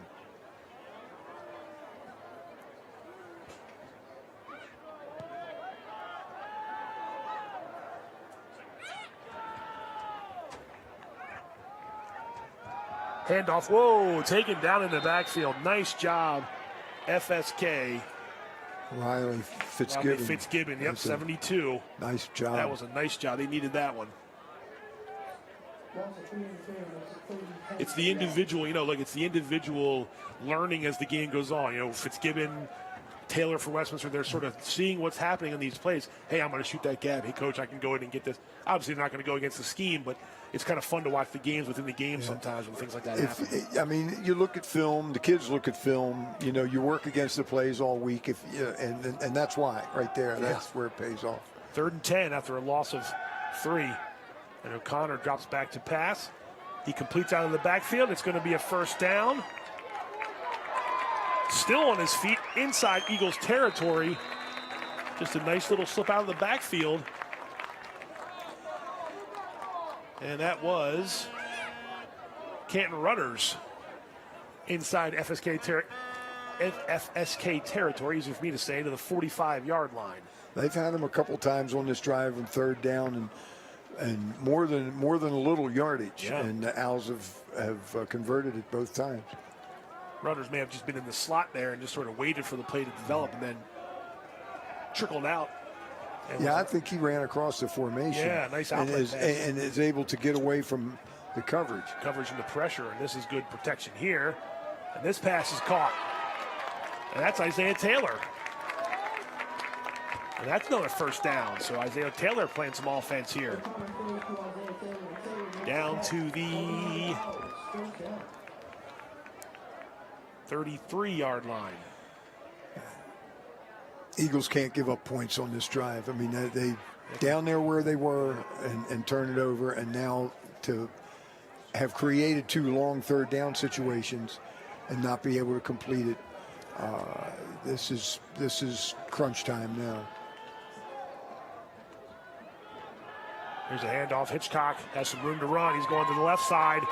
Taken down by Feister, but not before a good pickup on first down. Feister and Austin Gross, number 8, I believe, in on that tackle. But a nice run on first down. Eagles ran some sort of like a loop over there on the Owls' left side, and the Owls got right under it. I mean, all that stuff's great if it works, but anything you do, you're taking a chance somewhere else. And there they kind of gave up the edge. The loop took him up the field too far, and right under it Hitchcock went. And flags fly here, and I think that's on FSK. Yes. If they lined up off sides. Lined up off sides. Not make the coach very happy when the guys line up off sides. Oh, my goodness. Jeez. That's why I like fellas, especially the interior, and the ball's right there. Come on. That's why I like having you with me, just hear your moans and groans, because I know what you be doing on the sideline. We practiced this. We did. We know. It's not like we're out here making it up. Come on. 1st and 10 after the penalty. That's a high handoff, but Hitchcock gets it. Same play. Runs the left side. Cuts it back. He lost the ball. Let's see. The Eagles have it. He did lose the ball. I saw the Eagles players with their hands up signaling a touchdown, but I think Hitchcock fumbled it, and FSK recovered it. Hard to see on that far side, but I think that's what happened. I saw activity beyond the tackle, and I realized they were scrambling for the ball. It comes out right there. It's loose now. And let's see, Jermaine Dawson, he does recover it. Inbounds. Nice job. Well, hey, another turnover. I tell you what, where he recovered that might have not withstood the scrutiny of a replay on television. He thought he might not have been established in bounds. Yeah, like I think he's on the line. Yeah, Feister forced that turnover, so he has an interception. Oh, excuse me, that was Raplogle, my bad. But he has a touchdown catch, and now a forced fumble, and FSK back on offense. But again, look where they are. Yeah, they were deep inside the 5-yard line. Work to get up to midfield. Yeah. That was Jermaine Dawson, I believe, on the carry, and he got about 3. They're up to the 6 now, so they were at the 3-yard line to start this drive.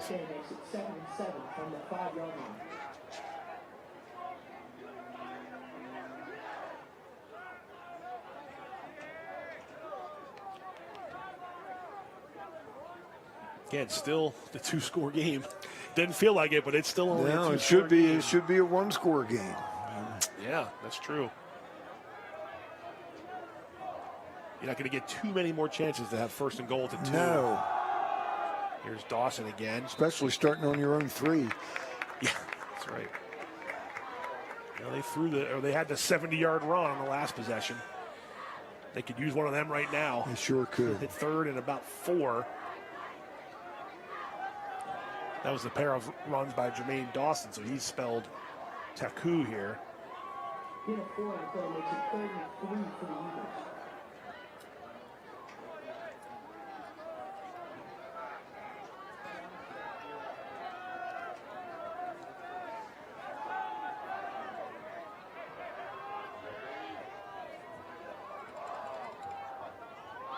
Ball on the ground.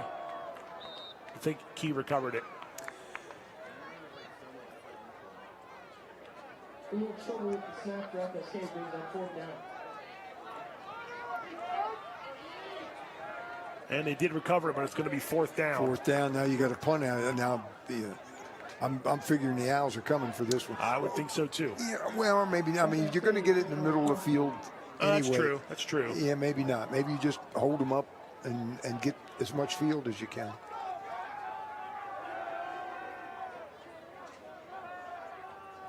He's not boomed the ball either. So. And they did come after him a little bit.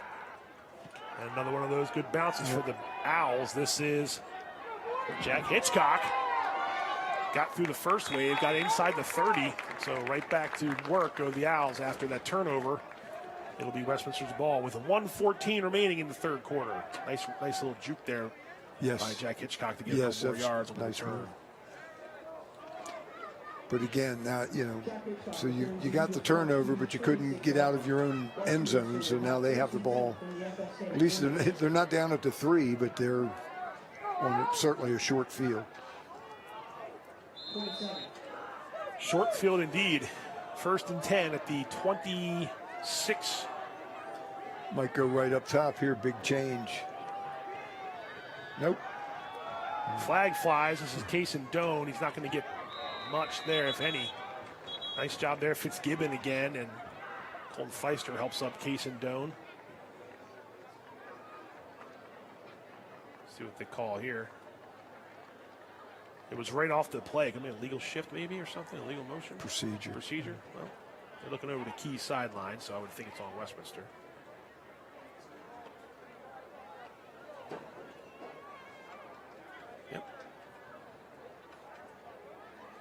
Usually when it comes from this side judge, they declined it. Coach Bowser didn't like it, but now they're pushing them back. Or they decline it. They declined it because there was no gain. Oh, right. Yeah, they'd rather take the 2nd down. So it should be 2nd down. Well, the box says 1st down, but it should be 2nd down. Yep, he's telling them. Offensive flag for illegal procedure.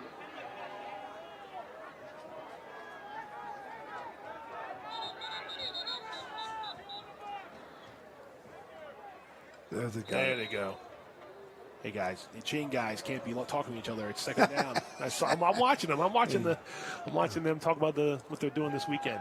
2nd and 10. O'Connor. He's got Sprinkle again. Sprinkle's got it. Is he inside the pylon? He is. Touchdown, Westminster. They just made it too easy for him on the deep balls. With 33 seconds to go.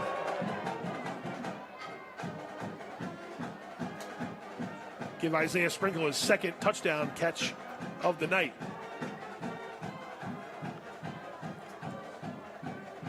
What was that, 27 yards on that touchdown? 26 on my sheet, but that somewhere in the vicinity of 26 or 27. A little over 25. And the Owls can go up 3 scores here with this extra point. Well, they're already up 3 scores. They can make it a extra point from Wallace is good. And with 33.4 seconds remaining in the third quarter, Westminster 28, Francis Scott Key 6. Now the Eagles are in the, it's almost taken the run option away from them. You don't have enough time to run back into the game. and you haven't been that accurate with your passing. You can No. they've completed passes. Yes. But hasn't been their strength yet, so they're really going to have to make something work in a hurry. Yeah, it doesn't help when the other team knows you have to throw either. Yes. Yes.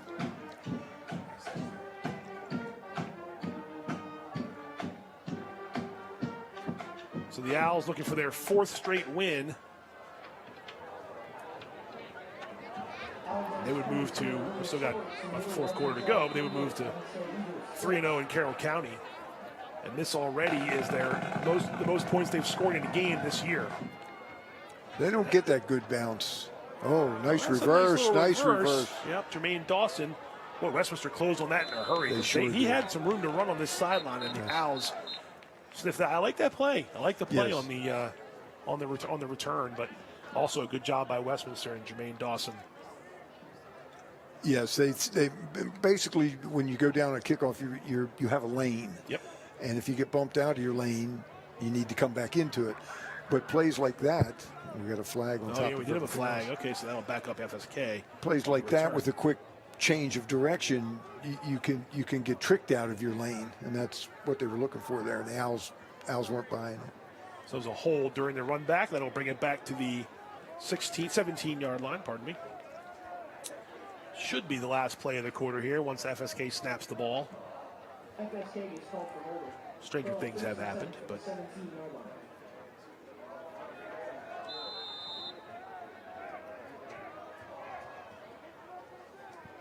so here we go, 1st and 10 from the 17. Etzler fakes the handoff to Taku. David Girding, Isaiah Taylor, look out, and Taylor takes him down. And we saw Isaiah Taylor with a sack last week. Give him another one.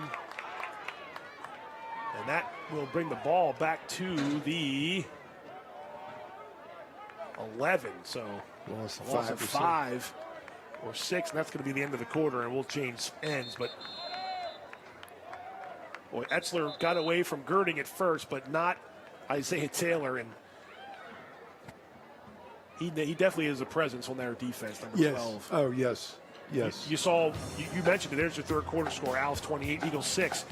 The long run by Taku was sprung only because of the pulling guard. Got that block on number 12, Isaiah Taylor. Otherwise, Taylor had a chance to make a play there. Now Taku got around him and had a great run to get down to the 2-yard line. They didn't score there, but need to account for him a little bit. Absolutely. He's definitely making his name known here in these last couple of weeks as he's made his Carroll County debut this fall. Is that Coach Bassler's best side or his worst side? I'll let you decide that one. But I'm not going to say he was the best player I had in all the years I was out there, but if he's not in the top 3, then I don't know who the other 2 guys are. But he was outstanding. He was outstanding. Not just as a player, but as a person, as a student. I mean, you're not surprised to see him become a head coach in the Carroll County football. Very pleased. Very pleased. Yep, he's been a fun career to watch. Played his high school ball at Francis Scott Key. Played his college ball at West Virginia. Coached at McDaniel College for several years, and then has been very successful here with Westminster for the last 5+ seasons. 2nd down and 15. As Etzler looks to pass, he had Taku, a little bit low throw, incomplete. Well, he had Taku open on that slant. I'm glad they just set up and throw there. The play action is almost meaningless at this point. Might as well get your blocking straightened out and give your receivers a head start. Yes, get somebody open. Yep. Hit them. Hitting him has been the issue here tonight. They've hit a few, but not enough to be in this game. 28-6 Westminster as we just start the 4th quarter here on the CMSportsNet Game of the Week. It'll be 3rd and long on this next play. 3rd about 15.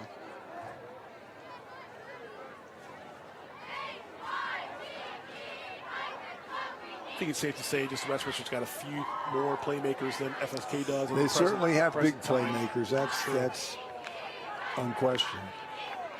The Eagles have had the flashes tonight. They have. They can make plays. Let's see. We got delay of game, so not doing the best of getting out of their own way is FSK's offense tonight. I mean, the game turned on the first and goal with the 2 and winds up being an Yes, interception. yes, Definitely yes. That was the mortal wound. Yeah, so far for sure. That you score there, obviously it's looking at a different game. Yeah, I was just going to say I'd be easy for me to say it changed the complexion of the game, but 2 scores later, Westminster's up by 21, and now it's a third and even longer, third and about 19. And that's those passing out of his end zone. He's going to run with it. Turns it up. Oh. He's out of bounds. That was in the vicinity of a 15-yard penalty, but it was not thrown. Oh, and there comes a flag. And that's got to be somebody. No, that's coming back the other way. Yeah. I think it's on FSK. Yes. Yeah, somebody said something coming back to the huddle. Unsportsmanlike. Yeah. So Exler got the ball back inside the sticks. He got about 12 yards back on that run, but it's not going to be enough. Well, especially now they're going to take it away. Right. You're almost forced to punt here. Didn't like that. Receivers need to come back to him on that. They just kind of keep gliding up the field. He's back there running for his life. So this will be a punt that will more than likely wind up in FSK territory. Yeah, they've not thumped it tonight, that's for sure. 2 receivers, or 2 return men back at around the 45, 47-yard line. And they did bring some pressure. It's a high punt. It does take a key bounce. Wow, prove me wrong. Look at that. Westminster starts in their own territory. There you go. There you go. Hey, you're looking for positives. That's the best roll they got today. That's the best play they've gotten on those punts for sure. Westminster will start at its own 47 when the offense gets back out. A reminder that every Wednesday at 7 we have Game On. It's our Carroll County Athletic League sports magazine show. We go inside as best we can to give you all the highlights, the news, the scores, the stats of everything that happens in the Carroll County Athletic League fall sports for 2024. This fall, Game On every Wednesday at 7 p.m. I'll be stunned if they do anything but grind it out here. Nope, I'm stunned. Consider yourself stunned. There you go. There's a catch, John Davia. And that's a first down play. And give Rory O'Connor some more passing yards. Maybe they wanted to get it into key territory first. There you go. There you go. Or work on their passing game in the final 11 minutes of well, I mean, you're under no obligation to run the clock. Absolutely I mean, not. Score as many points as you can. Mm-hmm. Looks like the line of scrimmage is the 36 of FSK. So one play and bobbled snap, but the handoff still finds its way to Jack Hitchcock. Is this? Hitchcock. And that's a first down run by Hitchcock. I think he had to kind of take the ball up high there. I think that's part of the action. I think he's showing it and then like reversing out. So, no, you're right. Yeah, it fooled me. I thought it was a little bit of a mishandle, but they've run that play 3-4 times now, and with that success off the edge. We talked earlier about the Owls securing the edge, and FSK's not been able to do that. Austin Gross made the tackle, but not before Hitchcock got the ball down to the 20-yard line. This is a handoff back to Hitchcock. He finds some room to run. Tackle made by Gross, or else Hitchcock was down inside the 15 to the 10-yard line there. That could have been a first and goal situation. It's a game of about 6. Yeah, give him 7 to be honest. So 2nd and 3. So first down +7. That's you're chewing them now. So the pass got it into key territory, and then a couple runs later, and they're down inside the 20-yard line now. Inside the 15-yard line. With 10:15 to go here at Ruby Field. There's Drake Guillot, the fullback, scoots in motion. This is a toss back to Kaysen Doan. Nice pursuit, though. Chase Replogle. We mentioned his name a few times. He had the interception in the end zone. That was a nice job there to run down the running back. Better job on the edge that time. Guys getting under blocks there on the inside and stretching it out.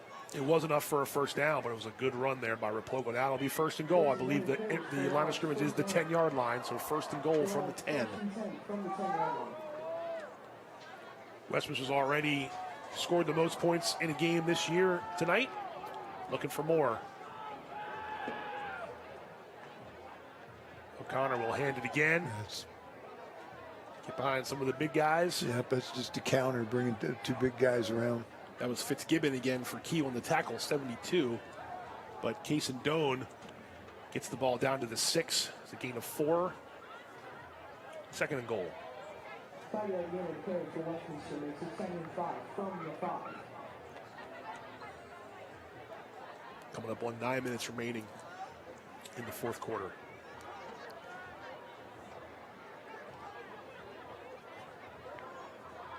Receiver in motion, fake to him, give it to Doan. Doan, is he in? He is in for the touchdown. 6 yards, Cason Doan.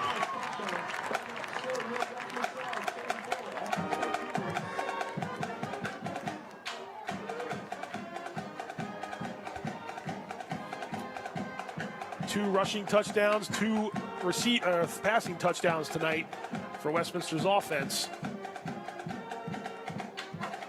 Pardon me, three passing touchdowns for Rory O'Connor, and the 2 rushes, one for Hitchcock and one for Cason Doan. And the extra point here from Trevor Wallace is good.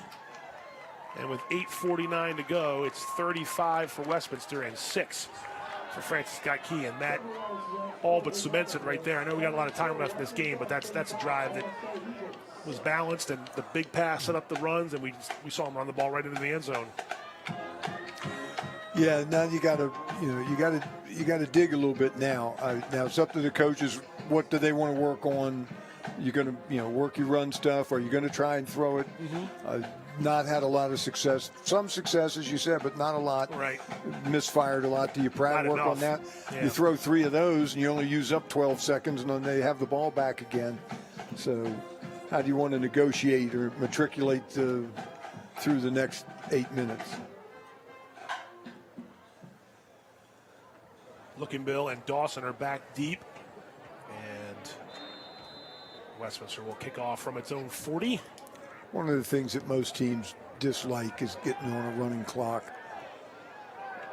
And one more Al score will put us there. Yep.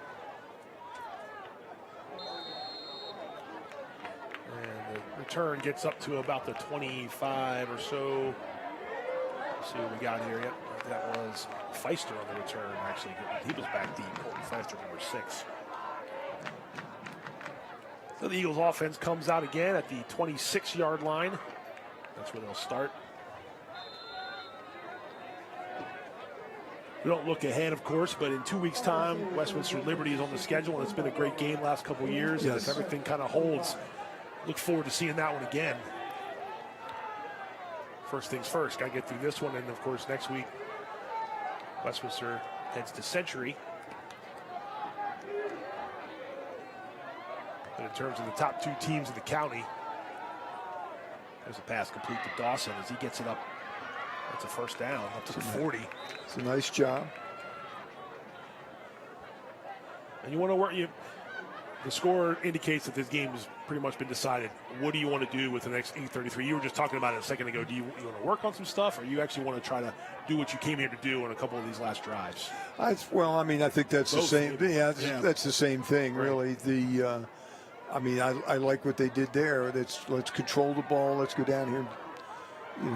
We may need to make this drive next week. Yes. So let's work on it tonight. Yeah, later in the season, what have you, right. There's still plenty of football left.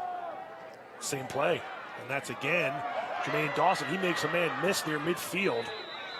And he is all the way down. That's a nice 2 plays there. He is down to the 35-yard line. Aiden Turner limping off the field for Westminster. That's not a good sign if you're an Owls fan, but he's coming off on his own power. They might have knocked knees there as Dawson went by him. A couple nice plays there against Westminster's defense. Maybe a little softer on this. Yeah, drive. I was going to say they'll be laying off a little bit. Sure, They're going to want to make tackles. They're going to want to keep people in bounds. Mm-hmm. Stay healthy, all those things. Etzler back to pass. He's got a man over the middle. That's caught. It's a nice catch. It sure was. Chase Raplogel. And Coach Bowser doesn't want the defense to play so soft. They're now down inside the 20. No, he won't be pleased with that, particularly if they have some young guys on there. I don't see a lot of clean jerseys, but not too many. There's maybe a couple out there, but now the line of scrimmage is the 18. Yeah, no, 13. Yeah. So 3 passes, 3 first downs. Yep. And the Eagles on the move in the red zone. This is going to be a handoff. That's Taku. Again, good push by Key. That's not an easy line to push, and that's a pretty good push by you're right on both counts. That's some big boys, and the Eagles have had that surge a couple times. Down to the 10, gain of 3 yards for Taku. It's unfortunate. It seems like the surge comes after they come off the block. You know, if they could maintain that at the outset, might even be getting bigger chunks. 2nd and 7. Trips up top. And movement. That's been a bugaboo tonight for FSK. Yes. That'll back them up 5, get it back to the 15-yard line, so it'll be 2nd down. Yeah, it's hurt Key more. I mean, the Owls have done it a couple times as well, but then come back and throw a 50-yard pass. Where when these guys do it gums up the gears a little more.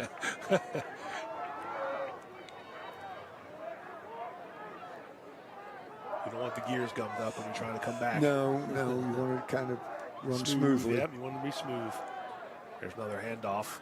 That time there was not as big of a surge. Taku goes flying.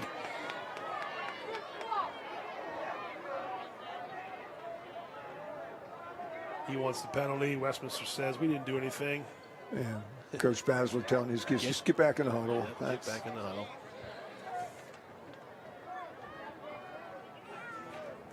Easier said than done, right? That was Noah Pasley, number 6, junior linebacker. So 3rd and goal still, but we're back to the 14-yard line here.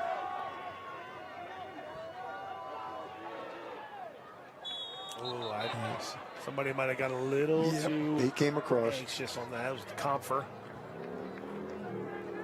Had the interception earlier, so that'll give Key 5 yards the other way, the good way, if you're Key. Back to the 9. Everybody wants to make a play. Yeah, well, yeah. If you're getting some playing time now, that's not the way you want to get on the film. That's fair. But it's, you're trying to do something. 5 minutes and counting here as Westminster tries to cap this off. Key wants to get back in the end zone before the end of regulation here.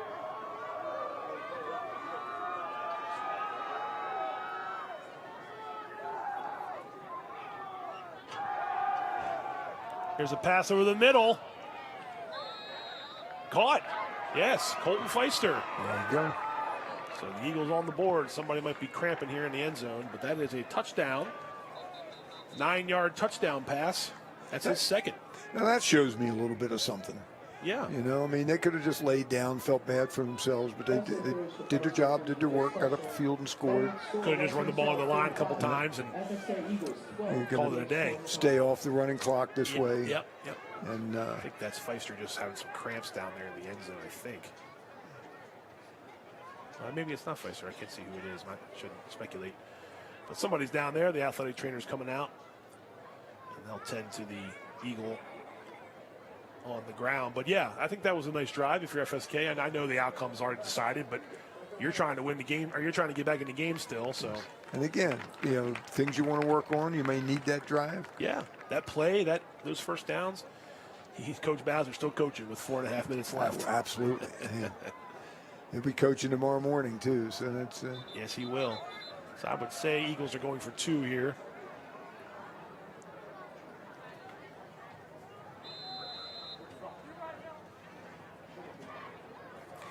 The other thing about, keeping your kids settled down here, both sides, is you do something foolish now and you get ejected. And you can't play next week. True. You know, yeah. it's not like college where if it's the second half, you're only out the first half and all that foolishness. You got to have cool you're, heads. You're out. Right. And the clock stops. Let's see. Were they short a man? Westminster short a man? Well, they called a timeout. So yeah. I mean, you want to make sure you keep your head here in the last 4.5 minutes. There's still stuff to do here. I mean, there's things to get accomplished. There's plays to be run. Maybe you look at some other kids, whatever. But you only get so many minutes to play in your life. If you got 4:37, you don't want to be, I wish this 4:37 was gone. Right. No, get your plays in, get your work done. And, for the Eagles, they were on the cusp of it after the big run. Yeah. And then things didn't go their way. But there's still an opportunity to play some football here. You got to give Westminster's defense credit, but you can also look, there has been some self-inflicted wounds from Francis Scott Key that I know Coach Cunningham and his staff are going to want to clean up. They hurt themselves, with penalties particularly, but I mean, that's a big defense. The Owls are pretty rugged. I mean, we saw it last week too. They took the game over in the second half. They did. And this one was more about making a statement early in the first quarter with the offense and the defense. Correct. Going for the 2, pass is incomplete. Try to get it to Replogle, but 35-12 now is our score with 4 minutes and 37 seconds left. In the fourth quarter, the Owls will win their 4th straight and improve to 4-2 overall and 3-0 in the county. FSK will fall to 4-2 and 2-2. Like I mentioned, Liberty is 3-2 and 3-2 overall, and 3-0 in the county. They're playing an out-of-county game tonight, so they will not lose any ground. It was a nice catch again. That was a great catch, by the way, by Feister. Yeah, they have had success tonight, and you'll go back and see a lot of those slants. Has been open. Where Westminster's going over the top of their defense, FSK has sort of made their hay through the middle there with those slants, and they can score on you. They've scored points this year, just not enough tonight to match the Westminster offense. 35 points, like I said a little while ago, their biggest output to date. Onside kick here. Westminster's looking for it. Nope.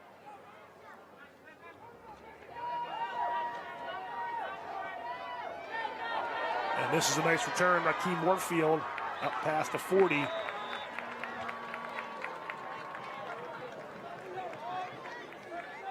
And the Owls have good field position with 4.5 to go. Colin Parker on the tackle for the Eagles. Nice run back there. They had the line moved up in case of the onside kick, just one man deep, and Warfield backpedaling back to about his 20-couple yard line and got it up past the 40. So nice job by the young man. Now the Owls, almost said Eagles, the Owls will have it at the 42. I'd be stunned if we saw another throw here tonight. But we'll see. First play is a run. Kaysen Doan. It's a gain of 3 up to the 44. A gain of 2, actually. Give him 2.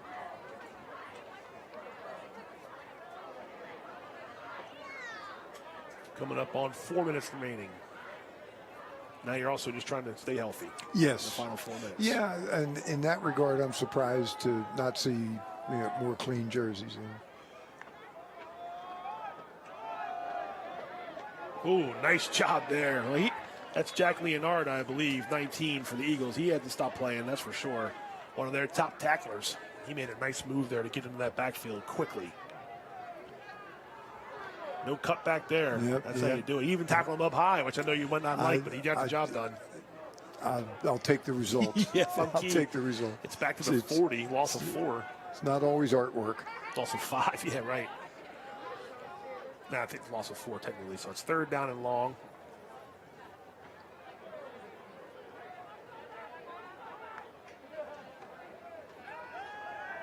That pass is caught. That's close to a first down.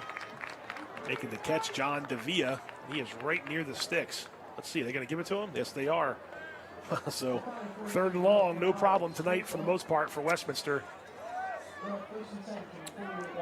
And that moves the chains. I didn't think they'd throw it again, but they wanted to probably get those chains back on the other side. And now you're under 3 minutes to go.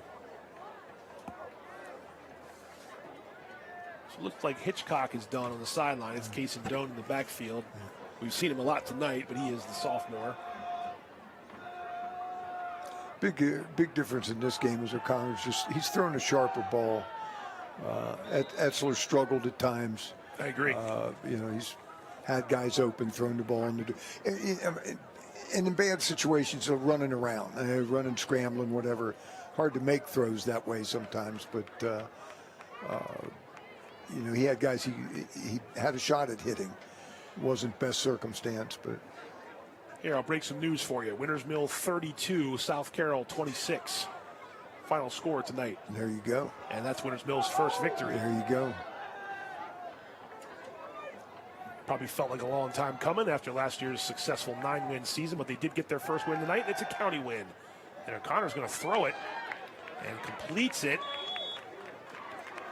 That's out of bounds to Isaiah Sprinkle. So again, moves the chains, I think. That's a breakout night for the Falcons in terms of scoring. Oh, yeah. Scoring's been an issue. Yep. And,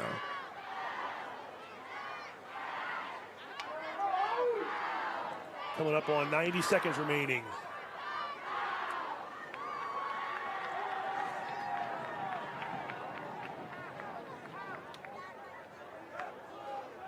O'Connor claps his hands and will pitch it back, and Hitchcock's back in. See, they can't defend the edge. They've been struggling to defend the edge. The only time they have is when a couple times Leonardo has defeated the block. Yes. But in terms of the edge players being there, they just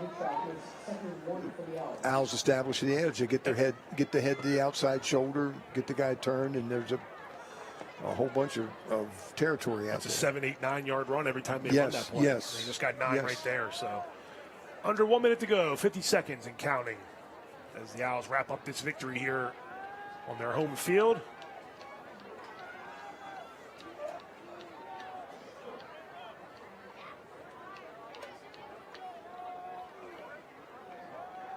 Hitchcock made one man miss, darted it back in the middle.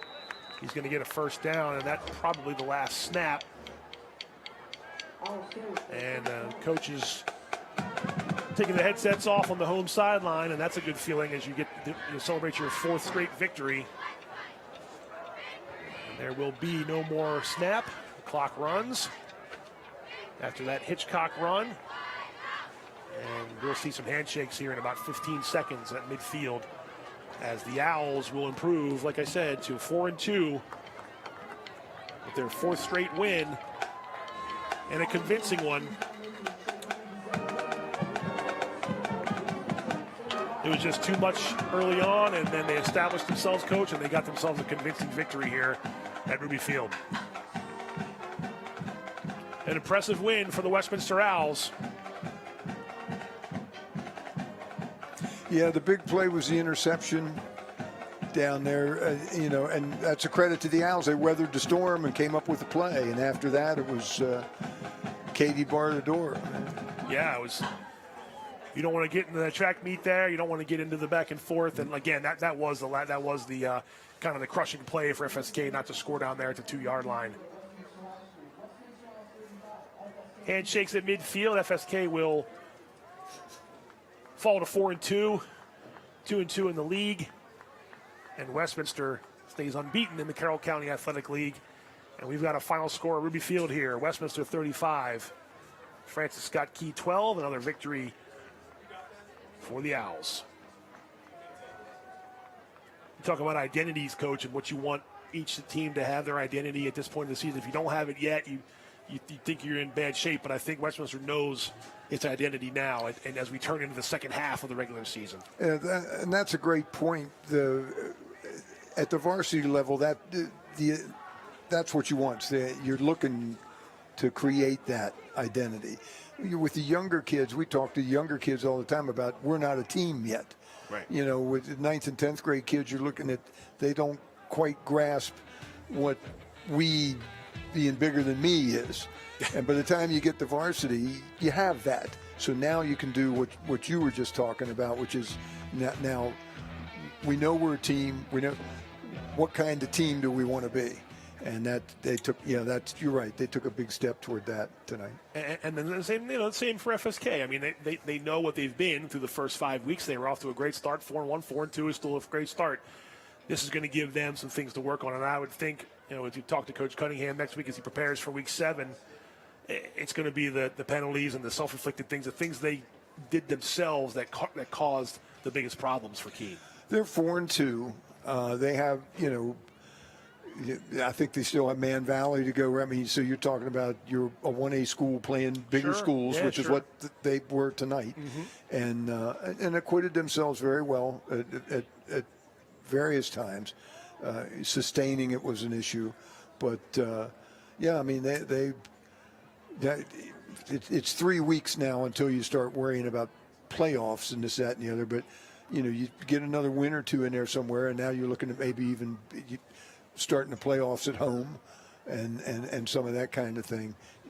That's not something you want to be talking about yet, but that is what is out there for them. Sure. So. And in mid-October, that's where you want to be going forward. So we're going to go ahead and take a quick break, and we're going to hear from the sponsors, and we'll come back and wrap up the post-game show. We're going to talk to the player of the game and talk more with Coach Coons what we saw in this one. So don't go away. Game of the Week coverage, post-game, coming right back.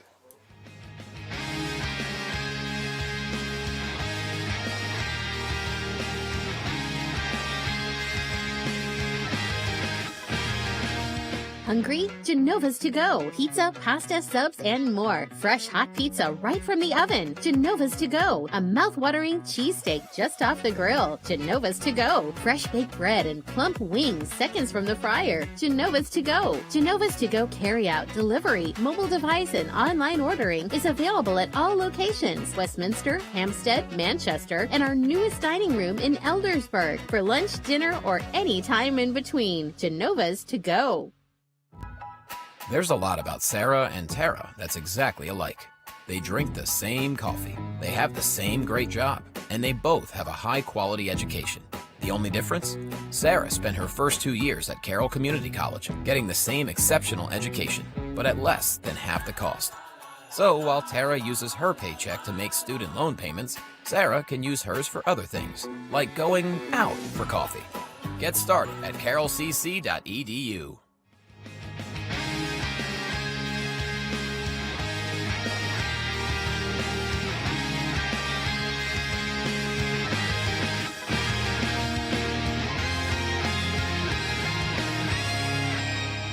Welcome back. CMSportsNet Game of the Week. A win for Westminster, 35-12 over Francis Scott Key. I got the readers on now, so I can see there you go. The rest now of the we're time. ready. I know. I'm getting there, man. I'm getting there. Pat Stetzer and Mike Coons, and the touchdown passes were big ones for Westminster. It got them going. We're going to watch the highlights here of the game. You kind of called it in our pregame coverage, Coach, the way that you thought Westminster was going to sort of go at FSK early and really set up the touchdown drives they had. Just their ability to go over top of the defense was key, I thought, for the Owls. Yes, and to FSK's credit, they fought all that off a little bit. The big interception, which that game could have been over on that drive. Sure. And they come up with a big interception and a huge drive up the field, and then put themselves in a position with the big run to be right there. They're going to rue that interception more than probably anything else in the game. But in the end, I mean, the Owls. There's the great interception. Yes. The Owls were able to make they ran the ball better. They passed the ball better. I mean, at the end of the day, if you do that, you're going to end up on top. More often than not, you're going to win. Yes. FSK trying to get back into the game. We're watching the highlights here. That was the catch by Bryson Lookingbill, and FSK would do good things for sure on these drives, and then it would just come down to a couple plays, and too many of them were missed opportunities on some of the passes. The penalties pushed them back behind the sticks, and they did make it any easier. Nice catch there. That was that 4th and goal, and that was Feister with the catch. But this happened too many times for Key to keep up. And it was just too much of this. That was Braden Troop for 63 yards in the second quarter. That put Westminster up 21-6. He's going to get his chest bump here with the coach, who we talked about maybe you don't want a chest bump, but hey, you got to do what you got to do there. When the coach wants the chest bump, you do it. Again, I like Etzler. I like his game here. He's going to get better. That was a nice catch there by Taku. He's only a 10th grader. He doesn't look like it out there a lot of times. No, that's surprising to me. Me too. And he's got the good frame, good build. Looks like a QB. But just too many of these. This is going to be a nice interception there by Westminster. That was also a mistake that you want back. I mean, I think there was a bad read there, and you learn from plays like that. I mean, Westminster, you want to take the interception, you'll gladly take it. And it led to points again. Or actually led to another big play again. This was that play, the catch by runners who got behind the defense once more. I think the learning curve from this game for Key will be tremendous. Well, that was a big play there. George Taku with that 70-plus yard run got him down inside the 2. But what happens? It was a turnover, and that led to some more drives there for Westminster. And Key was still playing hard, no doubt, but Westminster just a little too much for them. And this is going to be Jack Hitchcock around the left side. This is the fumble, though. The long pass, with that play running and the long passes, they just couldn't get it defended. And it would take they would make a tremendous effort. They would again the big drive, coming back, the big run, and then they set themselves up nicely for a lot of their guys. and then hurt themselves. Nice play there by Isaiah Taylor with the sack there on Etzler. And you're going to see Case and Doan there. I get in, believe, from 6 yards out. Westminster trying to cap this thing off with a victory. There was one more score there late. That was another one to Feister. He had 2 touchdown catches tonight, as did Isaiah Sprinkle for Westminster. And the final team stats, and there you have it, the 285 passing yards. Rory O'Connor was 12 for 21 for the 285 and the 3 touchdown passes. Pretty balanced for Westminster. Yeah, and that's over 400 yards of offense there. So that you like. Yes. I mean, you're gonna score 35 points and win games doing that. But I mean, there are a lot of positives for both teams. Certainly, Westminster now on a 4-game roll. They're looking forward. This was hopefully a learning experience is such a weird. You can use that in so many connotations, but the Eagles, they're going to win something down the road, I think, because of what they did here tonight. I agree. Nothing. Again, nothing to be ashamed of. Nobody wants to hear all that. Certainly, the kids don't want to hear it. Right. But I think some of the stuff they did tonight, if they clean up the stuff that hurt them, obviously, but some of the things they did well against a powerhouse team, it will stand them in good stead here in the upcoming weeks. And the Owls roll on their 4th straight win. Again, Mike Coons, thank you for joining us on the CMSportsNet Game of the Week. We'll hope we'll have you back here as the regular season winds down. Coming up, we're going to take a little break here, one more break, and when we come back, we'll have our CMSportsNet Player of the Game from the Game of the Week. Stick around. We're coming right back.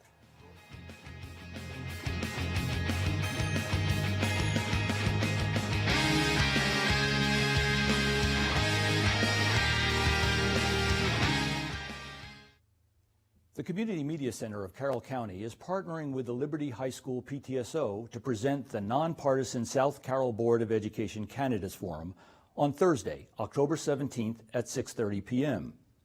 The forum is being held at Liberty High School and will air live and be rebroadcast on cable channels HD 1072 and Channel 19. It will also be live streamed and available for on-demand viewing on the CMC's Facebook page and on our website, carrollmediacenter.org. I'm Richard Turner, the Executive Director of the Community Media Center. Part of our mission is to inform and educate citizens about local elections. Along those lines, the Voter's Guide on our website includes candidate profiles, previous forums, polling places, key dates, and links. We believe that unfiltered events such as the South Carroll BOE Candidates Forum play a critical role in helping voters evaluate candidates. We are pleased that all 4 Carroll County Board of Education candidates for the November 5th general election have agreed to participate. The Community Media Center and the Liberty High School PTSO are conducting this forum as a public service and do not endorse any candidate or political organization. This event is not affiliated with Carroll County Public Schools. This is the third time the CMC and the Liberty PTSO have teamed up for a candidates forum. Whether you watch live on October 17th at 6:30 p.m. or later on cable channels 1072 or 19, on our Facebook page or on our website, we hope you will tune in and that it helps you inform your decision-making process for the upcoming election. Thank you.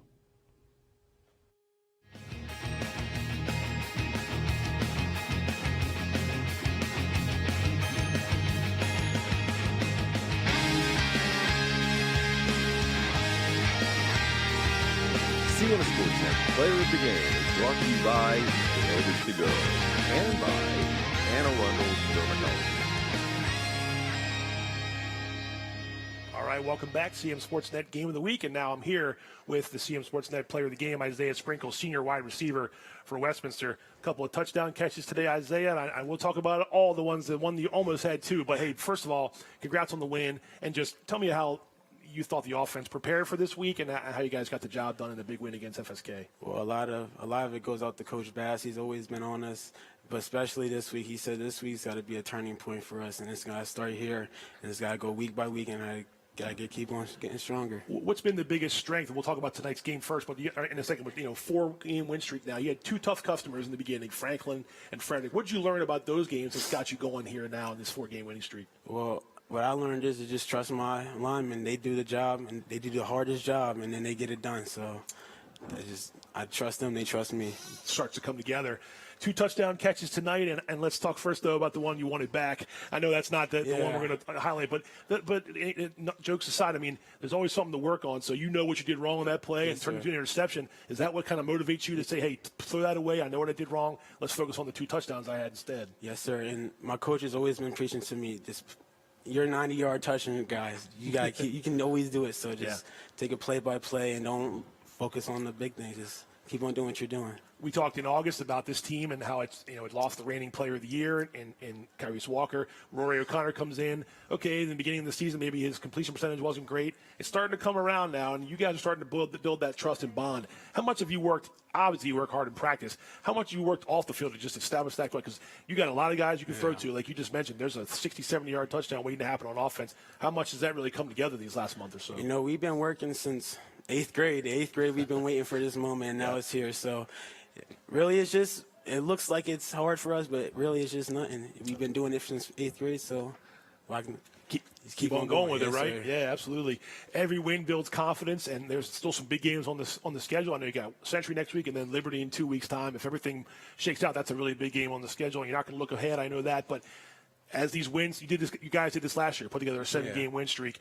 As these wins start to mount and the confidence mounts, how much fun is it out there during practice and obviously at the game when Westminster's flying the high like you are right now? It's so much fun. I love winning. It's just the feeling of it. Just it's so great to have him, bro. You want to keep going, right? Sir. You want to keep it going. All right, man. Well, Isaiah, congratulations on a great game. Isaiah Sprinkle, our CM Sportsnet Player of the Game. That's going to do it for the CM Sportsnet Game of the Week. Westminster victorious over FSK 35-12. I want to thank Brian Tomes, the athletic director at Westminster, for helping us put the broadcast together. Don't forget, next week, Friday, October 18th, multi-game coverage. 3 games coming at you from the CM Sportsnet studios. Again, thanks to Brian Tomes. Thanks to Isaiah Sprinkle. Thanks to Mike Coons for giving us the broadcast. Again, final score, Westminster 35, FSK 12 on the Thursday night edition of the Game of the Week. Have a good Friday night. Have a good weekend. We'll see you next time.